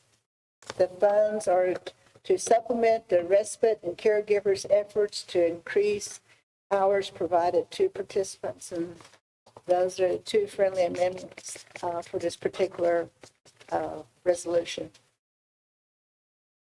and budget modification. I accept the amendment. Was there a second to that amendment? Second. Okay, you're the second to the amendment. Okay. TR 2022-119 as read with those amendments. The amendments have been accepted. Any discussion? Representative Petit? Once again, I mean, I have my hats off to the Finance Committee, but are these not ongoing grants that just needed the directors to submit the paperwork to y'all, that you could have provided that information to us so that we could have voted on these at the comprehensive budget level? Some of these meetings were called after we received this information. So we can't even present it to the council until after we get it and review it. And it had to be some special meetings called by the finance team to even review these. And so by the time we review them, they're already past the deadline. But because we're leaving funding on the table, we're trying to make sure we don't lose the opportunity to get that funding. But should that not be incumbent upon the directors at that point to get those submitted to y'all in a timely manner? I think that's been discussed earlier today about those things make it hard on y'all, which I have sympathy for you in that manner, but it makes it hard on us because we have to take it back to our bands at a later date and basically explain what we just talked to them about months earlier. You know, before we accepted the previous. And it's due December the 6th. That's right, but this notice of award is dated May 12, 2021. And there was a different players that were involved at that time. So when Ms. Wynn came on board and noticed that, we had this award, well, she, we got this information in November at our meeting. First time we saw it. I'm not blaming the Finance Committee, I'm just saying whoever is responsible for sending these to y'all for consideration to bring to us. That's the consideration that I feel like we need to have is everybody needs to start working on a deadline and getting those things to y'all so that y'all can get it to us. I think as the general counsel, we can propose something that says we need to have a deadline. We don't I have. believe we're going to be fine now. You're talking around in circles. The one who was in place, at least under this administration, is no longer working for the Seminole Nation. The one that was in place as the director of Head Start is no longer the director of Head Start anymore. So executive took the measures to be able to correct these measures that were in those areas without mentioning anybody's name. My lands. Yeah, so we're taking those corrections as they unveil themselves. Representative Coleman? Ms. Nguyen would like to add further information to this. Yeah, Martha? I guess I'm just reiterating what I said about the previous budget. And also, I have another one that's coming up on 24 that is identical to these. And so I wanted to ask our representative if I could get those called out of order, but he didn't see me when I was trying to get his attention. But I was just going to say that the same applies to this. It was there waiting, but there was no budget. And so when I came in, I went on ahead and done the budgets and submitted them, and then they got into the Finance Committee in the November meeting. So there'll be another one coming up with the same thing. It's Resolution 124. What she's trying to ask the council if they're willing to do TR 2022-119 and TR 2001-24 together, since they are within the same program. Yes, this was Part C, and the 124 is Part A and B. Mr. Chair, I'd like to make that motion to include TR 2022-124 with voting of the 2022-119. A second. I was waiting on my microphone, but Is there any objections to that? Because it is going out of the order of the agenda. If there's no objections, I'll take it as a consensus of the council. And Chairman, the other one is not a budget, but it's 126 that pertains to the Older American Program as well. The resolution for application. Yeah, I'm not sure if we can keep, adding all of them together. If it's the desire of the council to do that, we will. Mr. Chairman. I know Martha wants to watch football games. I actually am missing the grandson's birthday party. Are you really? Actually, we can answer these questions, Martha. You can be excused. All right. Yeah. Thank you. Committee can add. Thank you, Martha, for staying with us today. Mr. Chairman, before we roll all these into one, we've made a motion. We already have a motion on the floor. And I think it's for 119 and 124. That's correct, but we also have a friendly amendment that was on the floor. And if it was accepted by the original, was there a second to that friendly amendment? Okay, is it accepted by the first, it's accepted by the original motion? You accept those, what Ms. Coleman read? Okay. Okay. In other words, you're saying that we're going to do two We don't have to, but council. resolutions with a resolution that's already on the floor with a second. Yeah, the first one got a second. So, just adding an amendment. What you do, just Well, I send one, think we put 'em both don't together. necessarily really have to do them together. I think Martha was trying to package them together so she could try to get out of here quicker for her grandbaby's birthday party.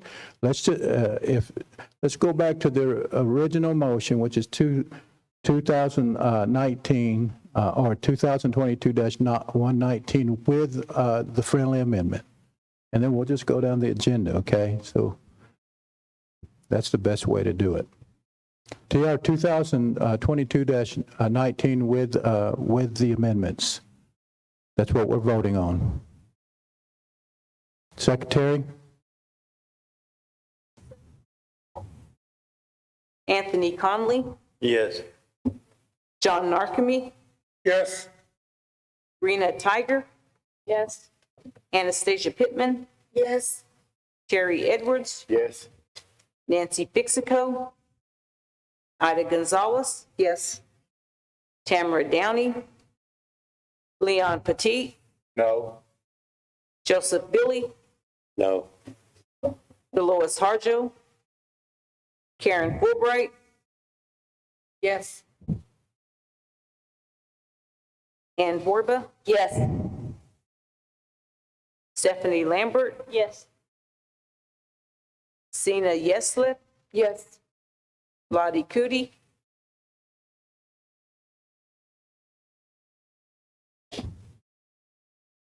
Marilyn Moore,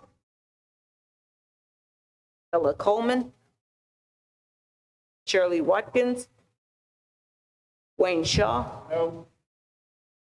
Tiffany Thomas, Catherine McCoy, No. Charlie Hill, No. Tiffany Cully, Danita Harjo, No. Willis Dethridge, Yes. Desiree Emerton. Yes. I have 14 yeses, 6 noes, 0 abstain. With a count of 14 yes, 6 no, and 0 abstentions, I declare it TR 2022-119 with amendments to have passed. TR 2022-120. TR 2022-120.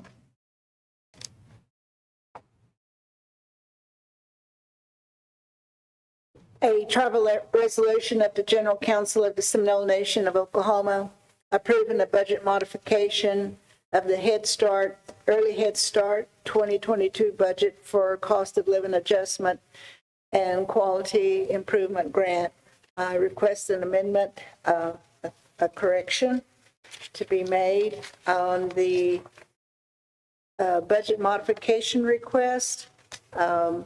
For the account code 610, the total of this request should be $34,982. Now, this does not change the tribal resolution amount of $59,172, nor does it change the award amount of $59,172. What the director had done has, had of that $59,172, she had allotted the $34,982 to Head Start, and then $24,190 to Early Head Start, and that totals $59,172. Do I get a friendly amendment on this? You have a motion. You're making that motion. Did you get a second to that motion? Second. Second by Representative Gonzalez. Is there a friendly amendment with those corrections as read?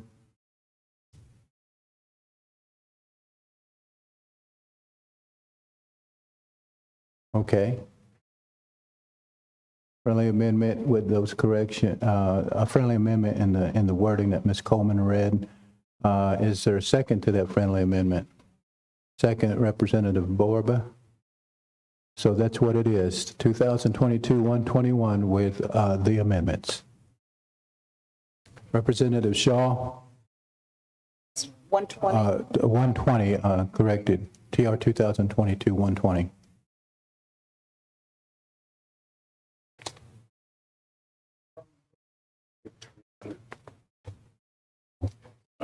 Now I got it. This again. It comes forward again. Here we go. How come so late? How many raises are we going to give because we done passed a comprehensive budget with those raises, some raises in it? How many times are we going to be drug over the coals? I got nothing against what happened. My band said no on all these older American budgets, but did you notice? It's due December the 6th. I'm tired of that too. I haven't said anything. But, you know, everything's, we need it yesterday. Why is it always yesterday? Why can't we plan ahead? Who do we talk to about that? But right here, think about it. Why can't you use that 73rd or whatever it is, about $27,000, $28,000 towards the families of those sinners and those children and those sinners that we've got? She might want to hold it over until next year when we're supposed to have a new center at Conoway and use that for supplies or something to carry over. Instead of thinking about right now what's in my pocket. We need to be thinking. Here we go. I know it's going to make people mad, and they think I'm doing it on purpose, but you just got through saying we just lost our Head Start director because they didn't do things right.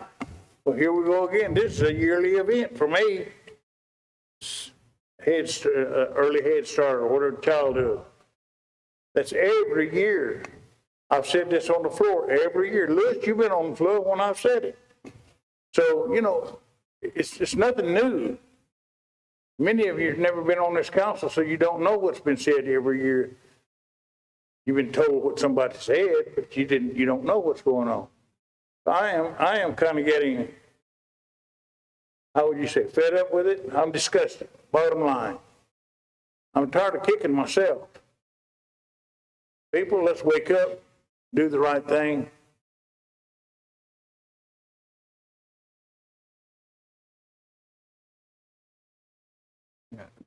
Assistant Chief wants to say something. On this award, it's dated 8/26/22, and we all know that Head Start's budget does not fall in line with our budget. So this actually would take place February 1st, 2022 through those dates. So that's some of the explanation as far as why the way it's presented. As these funds become available, then we receive those notifications.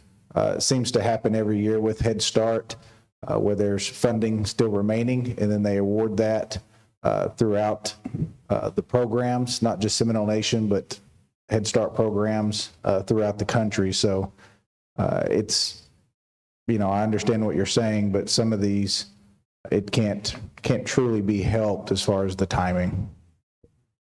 Some of it can be helped. We don't have to give a raise every time a penny comes in.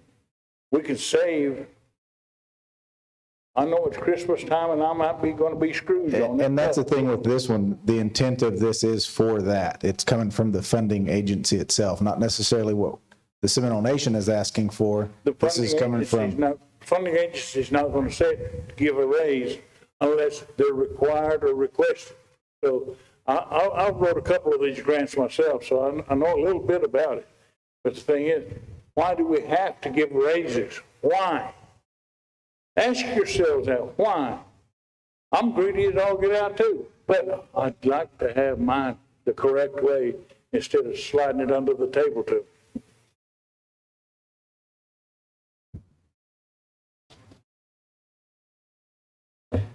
Chair, Representative Watkins. I'll just make a comment. I think that they deserve, because inflation is high, and I don't think this percentage is all that high. Here.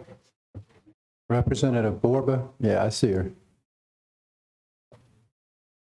I would just like to say that a lot of these funding agencies, the child care, the Head Start, they encourage incentives to help retain good workers.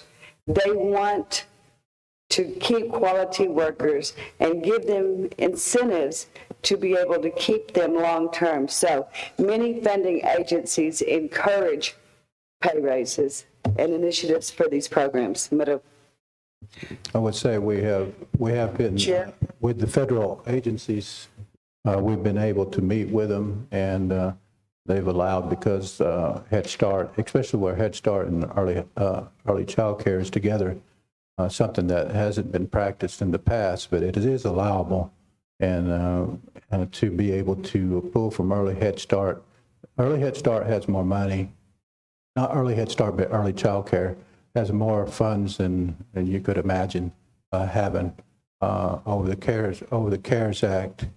I said we spent all of our Seminole money when they could have been spending their own money on hazard pay and premium pay and that kind of thing. But we don't want to rehash that again. We haven't even rehashed it out. I might actually put that on the portal, let you know exactly what took place with $20 million. That might be good information to share. But it put us in a position coming into this to try to play catch-up a lot with this. And then, of course, they have premium pay, hazard pay. Of course, executive has great concerns of equality across the board. It's just so happened that in many cases, child care and Head Start and some of the other programs to that extent, you know, had funds that was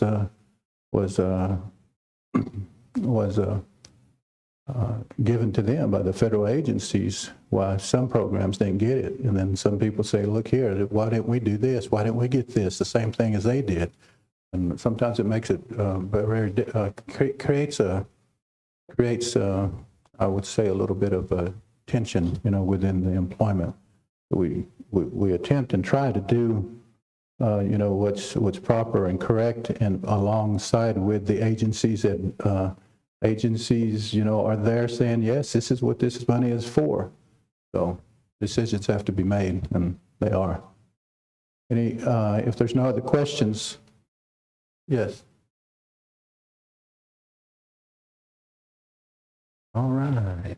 I just want to say that if you look at the back at the very last page, it does say that this specific funding is for cost of living. It's on the back, the very last page.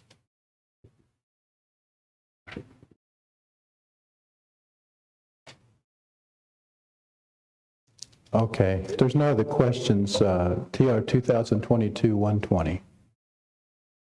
That's where we're at. Secretary, call the roll. Leetta Simpson, Anthony Conley, Yes. John Narkemy, Yes. Rena Tiger, Yes. Anastasia Pittman, Yes. Harry Edwards, Yes. Nancy Fixico, Ida Gonzalez, Yes. Tamara Downey, Leon Petit, No. Joseph Billy, No. Dolores Harjo, No. Karen Fulbright, Yes. Ann Borba, Yes. Stephanie Lambert, Yes. Sina Yesley, Yes. Lottie Cootie, Marilyn Moore, Ella Coleman, Yes. Shirley Watkins, Yes. Wayne Shaw, Tiffany Thomas, Catherine McCoy, No. Charlie Hill, No. Tiffany Cully, Danita Harjo, Willis Dethridge, Yes. Desiree Emerton. Yes. I have 14 yeses, 9 noes, 0 abstain. With a count of 14 yes, 9 noes, and 0 abstentions, I declare TR 2022-120 to have passed. TR 2022-121.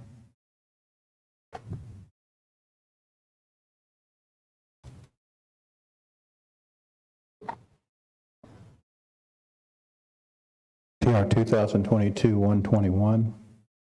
A tribal resolution of the General Council of the Seminole Nation of Oklahoma approving the new budget and budget modification of the Tribal Court 2022 budget for domestic violence cases based on an award from the Office on Violence Against Women, OVW, in light of the McGirt case and an incorporation of said budget in the fiscal year 2022 comprehensive budget and authorization of an appropriation. Move adoption. Motion to approve by Representative Pittman, seconded by, is that second by, Second. or were you seconded, Mr. Petit, because I seen your hand first? So, okay, second by Representative Petit.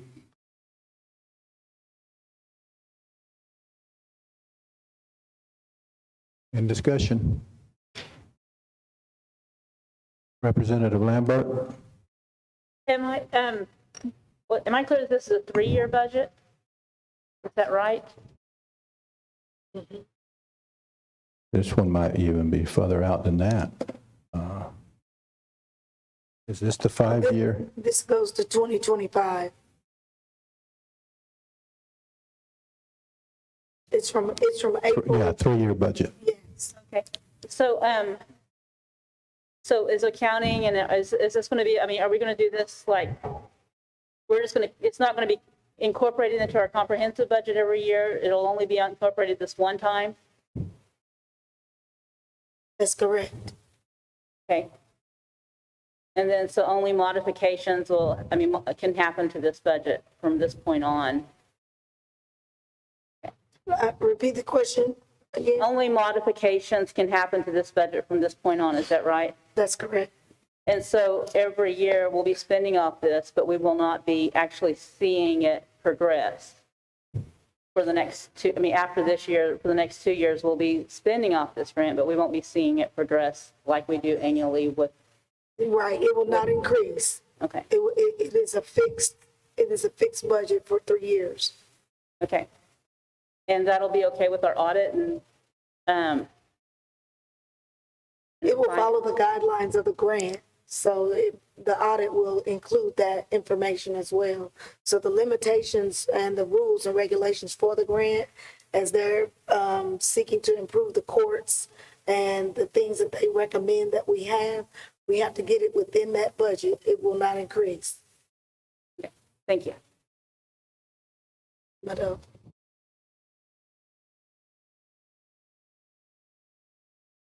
See no further hands raised. TR 2022-121. Secretary, call the roll. Leetta Simpson. Anthony Conley. Yes. John Narkemy. Yes. Rena Tiger. Yes. Anastasia Pittman. Yes. Harry Edwards. Yes. Nancy Bixico. Ida Gonzalez. Camera Downey. Leon Petit. Joseph Billy. Is that a yes?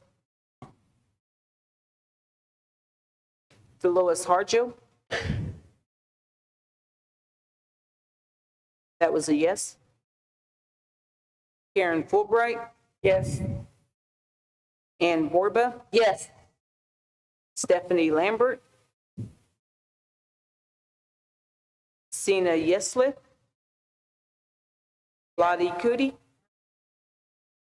Oh, Stephanie Lambert.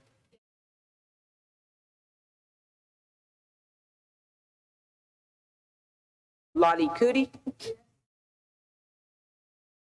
Marilyn Moore. Yeah. Over there. Over there. I saw it. Ella Coleman. Yes. Shirley Watkins. Yes. Wayne Shaw. Yes. Tiffany Thomas. Catherine McCoy. No. Charlie Hill. No. Tiffany Cully. Danita Harjo. No. Willis Dethridge. Yes. Desiree Emerton. Yes. I have 20 yeses, 3 noes, 0 abstain. With a count of 20 yes, 3 noes, and 0 abstentions, I declare TR 2022-121 to have passed. TR 2022-122,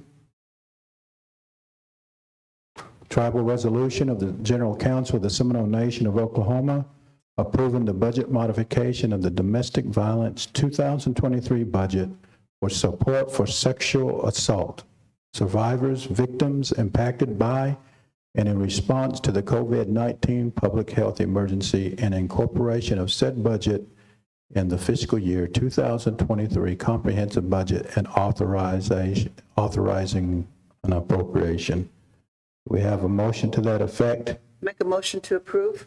Motion to approve by Ida Gonzalez, seconded by Representative Pittman.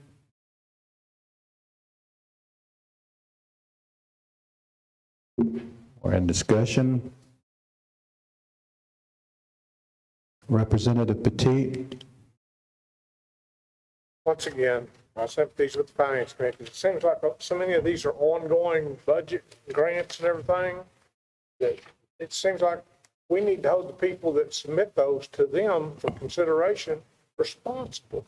And I know that they've got a deadline too to get it to us, but I mean, it's kind of one of the deals, what you do, depending on what someone else can do for you. And I just get tired of this being held over that long, because we need to hold these people responsible to get these information to us. That's all.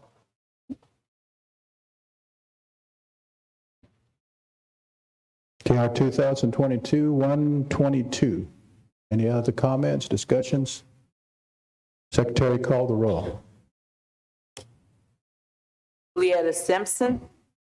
Anthony Conley. Yes. John Narkemy. Yes. Rena Tiger. Yes. Anastasia Pittman. Yes. Terry Edwards. Yes. Nancy Fixico. Ada Gonzalez. Yes.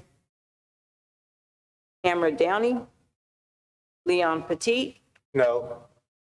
Joseph Billy. No. Dolores Harjo. No. Karen Fulbright. Yes. Ann Borba. Yes. Stephanie Lambert. Sina Yeslith. Yes. Lottie Cootie.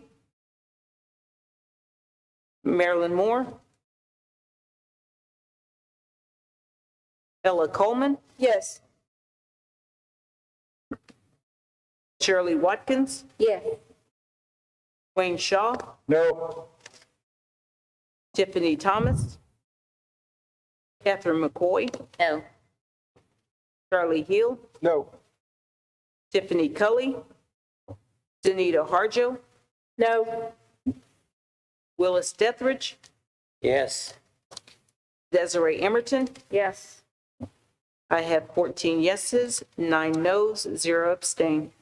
With a count of 14 yes, 9 no, 0 abstentions, I declare TR 2022-122 to have passed. TR 2022-123. A tribal resolution of the General Council of the Seminole Nation of Oklahoma approving the budget modification of the Low-Income Home Energy Assistance Emergency Supplement Fund 2023 budget and incorporation of said budget and the fiscal year 2023 comprehensive budget, and authorize an appropriation. And I ask for a second. Second. Okay, we have a motion to approve by Representative Coleman, second by Representative Gonzalez. And this one, the federal award date was November the 1st, 2022. Thought you'd like that. All right, no hands lifted. TR 2022-123, Secretary, call the roll. Leetta Simpson. Anthony Conley. Yes. John Narkemy. Yes. Rena Tiger. Yes. Anastasia Pittman. Yes. Terry Edwards. Yes. Nancy Fixico. Ida Gonzalez. Tamara Downey. Leon Petit. Yes. Joseph Billy. Dolores Harjo. Karen Fulbright. Yes. Ann Borba. Yes. Stephanie Lambert. Yes. Sina Yeslith. Yes. Lottie Cootie. Marilyn Moore. Ella Coleman. Yes. Shirley Watkins. Yes. Wayne Shaw. Yes. Tiffany Thomas. Catherine McCoy. No. Charlie Hill. No. Tiffany Cully. Danita Harjo. Willis Dethridge. Yes. Desiree Emerton. Yes. I have 20 yeses, 3 nos, 0 abstain. With a count of 20 yes, 3 no, 0 abstentions, I declare TR 2022-123 to have passed. TR 2022-124. A tribal resolution of the General Council of the Seminole Nation of Oklahoma approving the new budget and a budget modification for the Older American Program for the 2022 budget for the health programs and incorporations of said budget in the FY 2022 comprehensive budget and authorizing appropriations. Move adoption. Motion made by Representative Pittman, seconded by Representative. Okay. Can you say that again? By Representative Gonzalez. The second? Gonzalez. Representative Gonzalez, TR 2022-124. Representative Petit.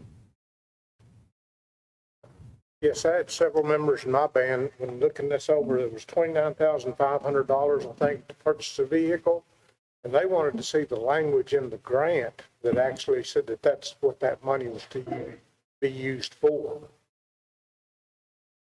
And why could we have not, or that be used as a pool vehicle if the nation has pool vehicles available? Use those funds otherwise. From what the program director had informed us that they needed this vehicle, this would allow scheduled visits at the same time as the deliveries of food was being made to the homebound elders. That's why they need the second vehicle. And she explained that to the band chief the other night, and I understood that, but I think they wanted to see the specific language in the grant that says you would use the money specifically for purchase of a vehicle. And we didn't get any of that information in the grant or in our packets. We don't have the specific language of the grant, but we were given the specs on the vehicle, and we were given the information as to why it was needed. But as far as the grant telling us what could be purchased, I think she proposed that because it fell within the guidelines of us being able to use it in a timely fashion for something that we needed and did not have.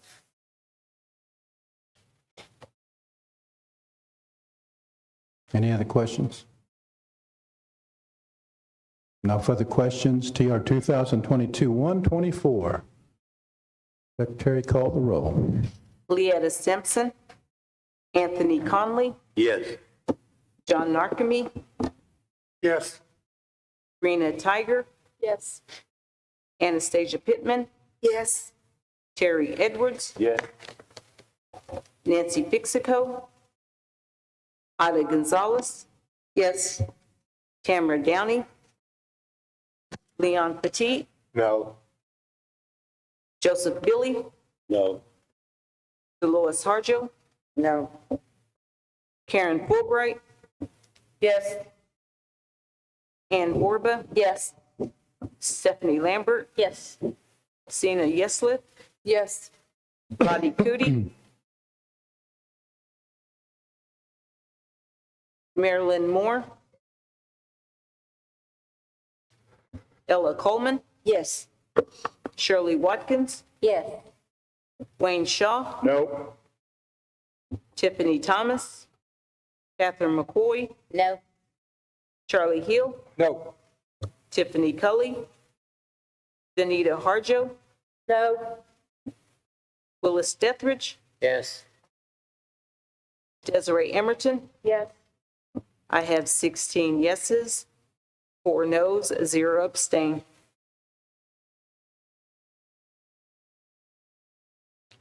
Say that again. Did I count it wrong? Yeah, say the count again, please. Oh, 16 yeses, 4 noes, and 0 abstain. There's only 20 council representatives here. 1, 2, 3, 4. We had 23. Oh, Oh, Check the I'm notes. so, yep, you're right. It is 16 and 7. Okay. TR 2022-124, 1670, declare that to have passed.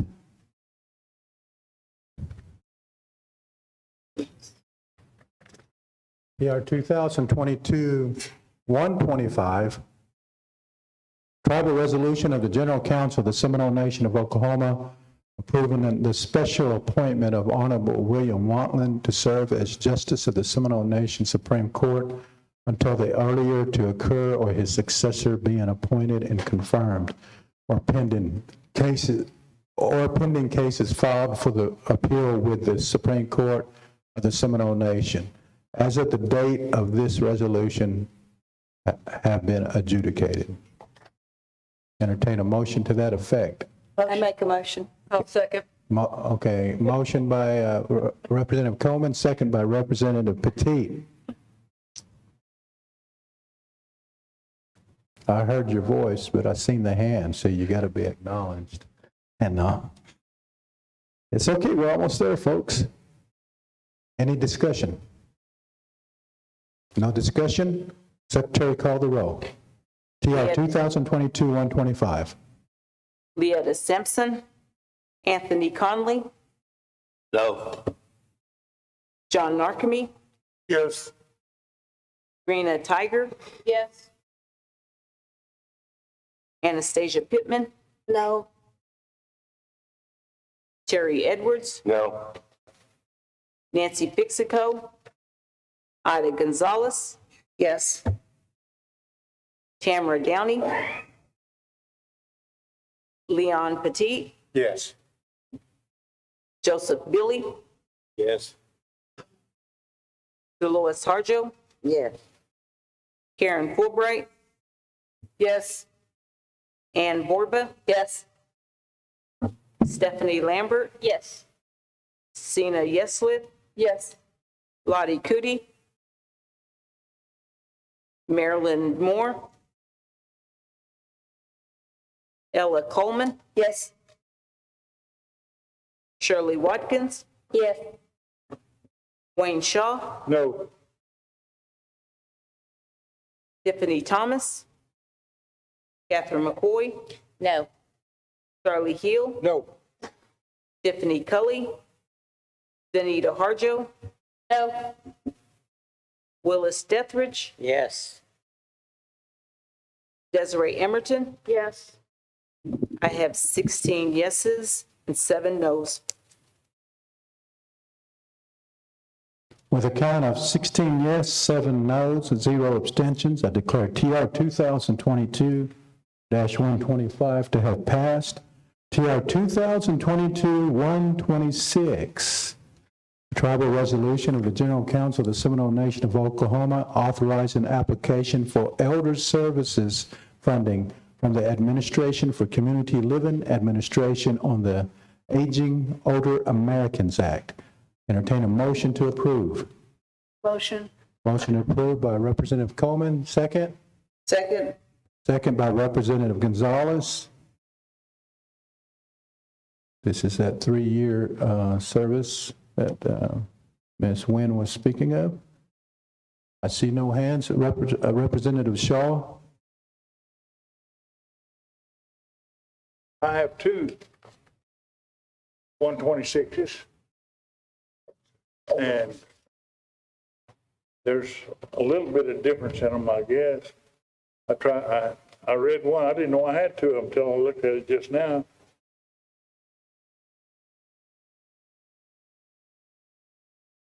I don't know. I was just wondering, maybe y'all had 2 different ones, except for maybe with another one or something.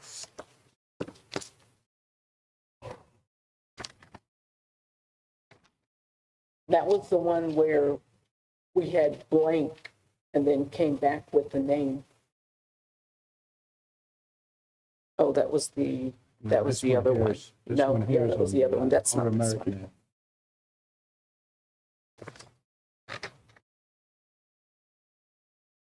Are they identical, Wayne?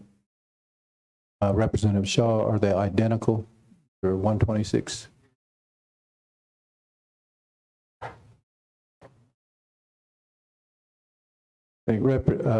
Council Secretary said she may have sent a blank one out on that former resolution that passed on Justice Wantland. And then maybe the first one she sent out was didn't have a name. Okay, well, you got extra paper there. Okay, we have a motion and a second.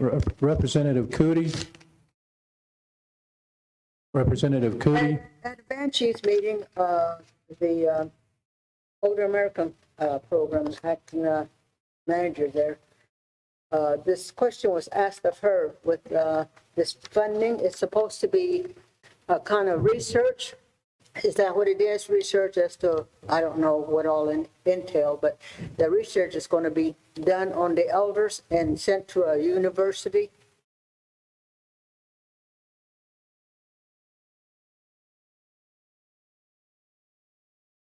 I believe this one here is actually for 3 years. Let me see. Let me go back to the back here.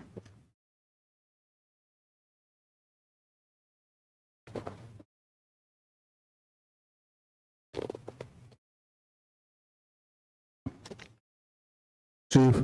Yes. I can answer that. That Chief of Staff Wynn? Yes. Yeah, go right ahead. I'm looking for the resolution here. Well, what that is 3 years ago, OAP used to be able to create their own little survey, and they pass them out to the elders. And they gather information, and it just kind of justifies the 3-year grant that is submitted to the OAP.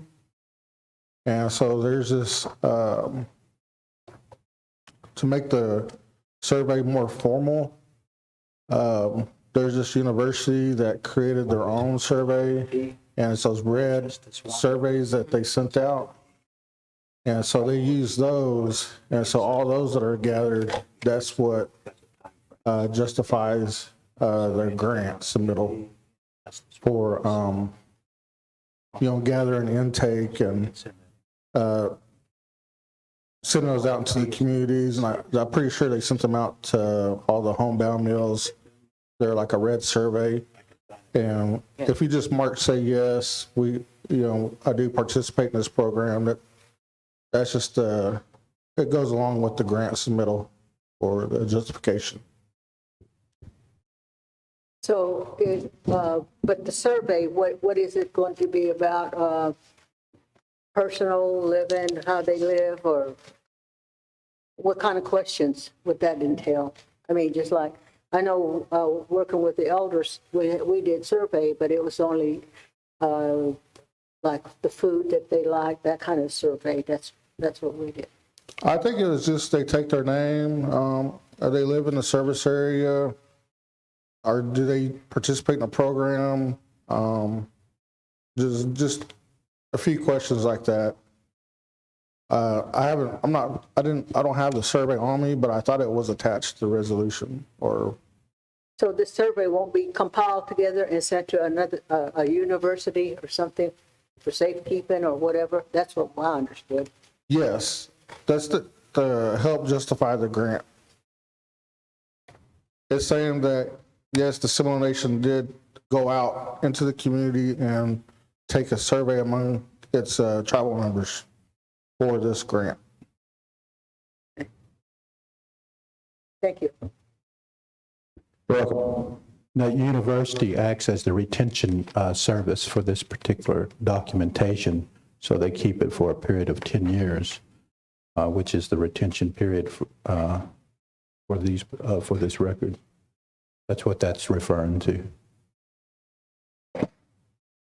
Representative Coleman. So, Mr. Wynn, there's more or less trying to validate in a formal environment of what the OAP had done 3 years ago. Yes, they kind of standardize it amongst all the tribes. Okay, So every tribe in the United States pretty much uses the same survey. okay, all right, thank you.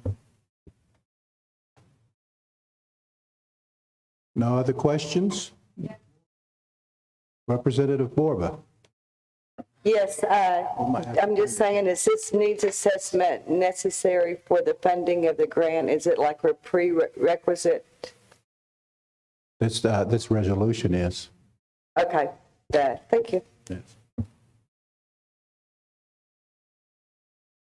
Okay, no further questions. Secretary, call the roll. This is TR 2022-126. Leetta Simpson. Anthony Conley. Yes. John Narkemy. Yes. Rena Tiger. Yes. Anastasia Pittman. Yes. Terry Edwards. Yes. Nancy Fixico. Ida Gonzalez. Yes. Tamara Downey. Leon Petit. Joseph Billy. Beloa Sarjo.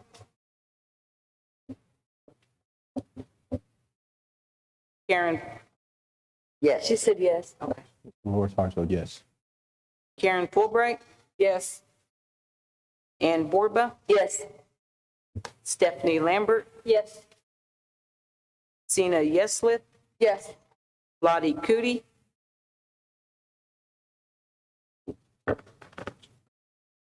Marilyn Moore.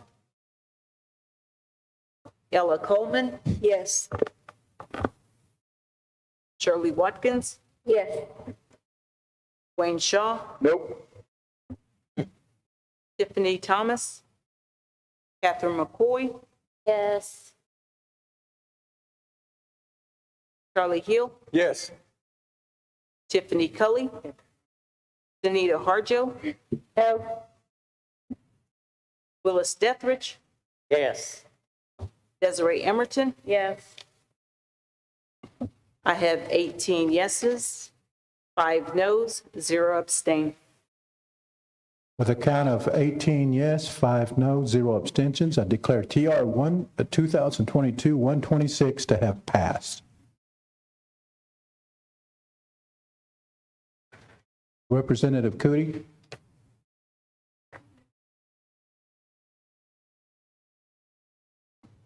Can you push your microphone on?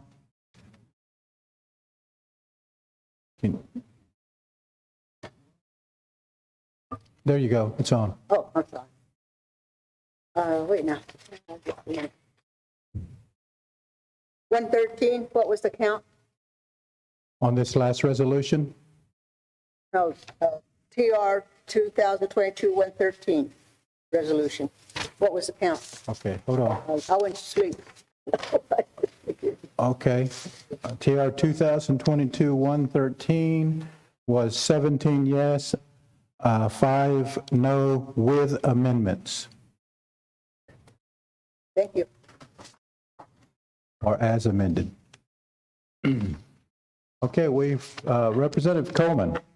Chief, could I make a comment? I want to share something with the representative that's pertinent to what we in Finance Committee were dealing with today with some of the spelling corrections.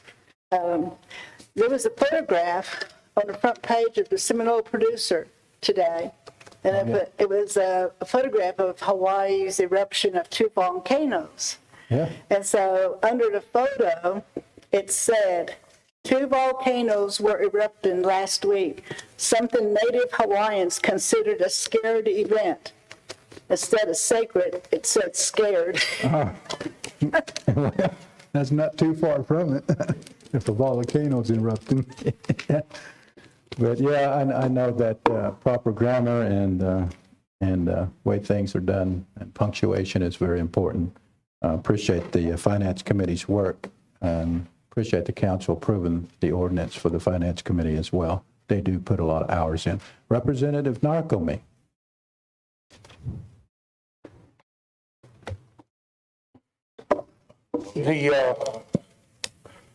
Trust Fund Management Board sent out an email to the General Counsel.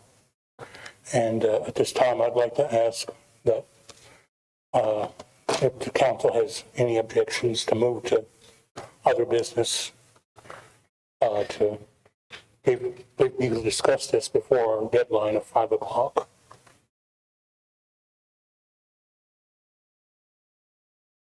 It is a general practice that other business be placed, at the beginning. Yes, that's right. You did not call on me. Anyway, the general counsel is consensus to do what they desire, have the power. Representative Shaw? Since Representative Narcomi did not receive a second on his request, move that we adjourn. Okay, a motion to adjourn, and it's not debatable. Motion to adjourn. And we'll have prayer at this time. You got announcements before we adjourn?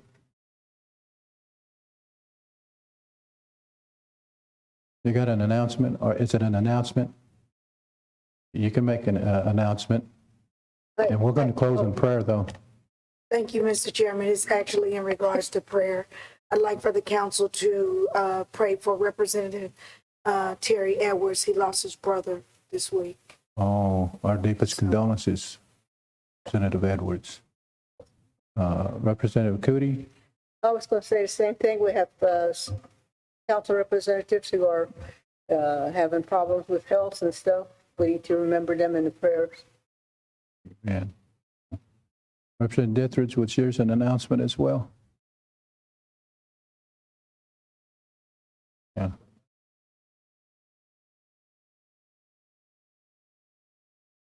Okay, Representative Coleman, if you would, as everyone stands, remember everybody during this period of time. We had a lot of deaths since we last met, and we also had some this week within the Seminole Nation, of course, with Mr. Edwards' brother. So a lot of prayer is needed to help support those, and ask that the Creator gives it comfort and strength during this time of bereavement.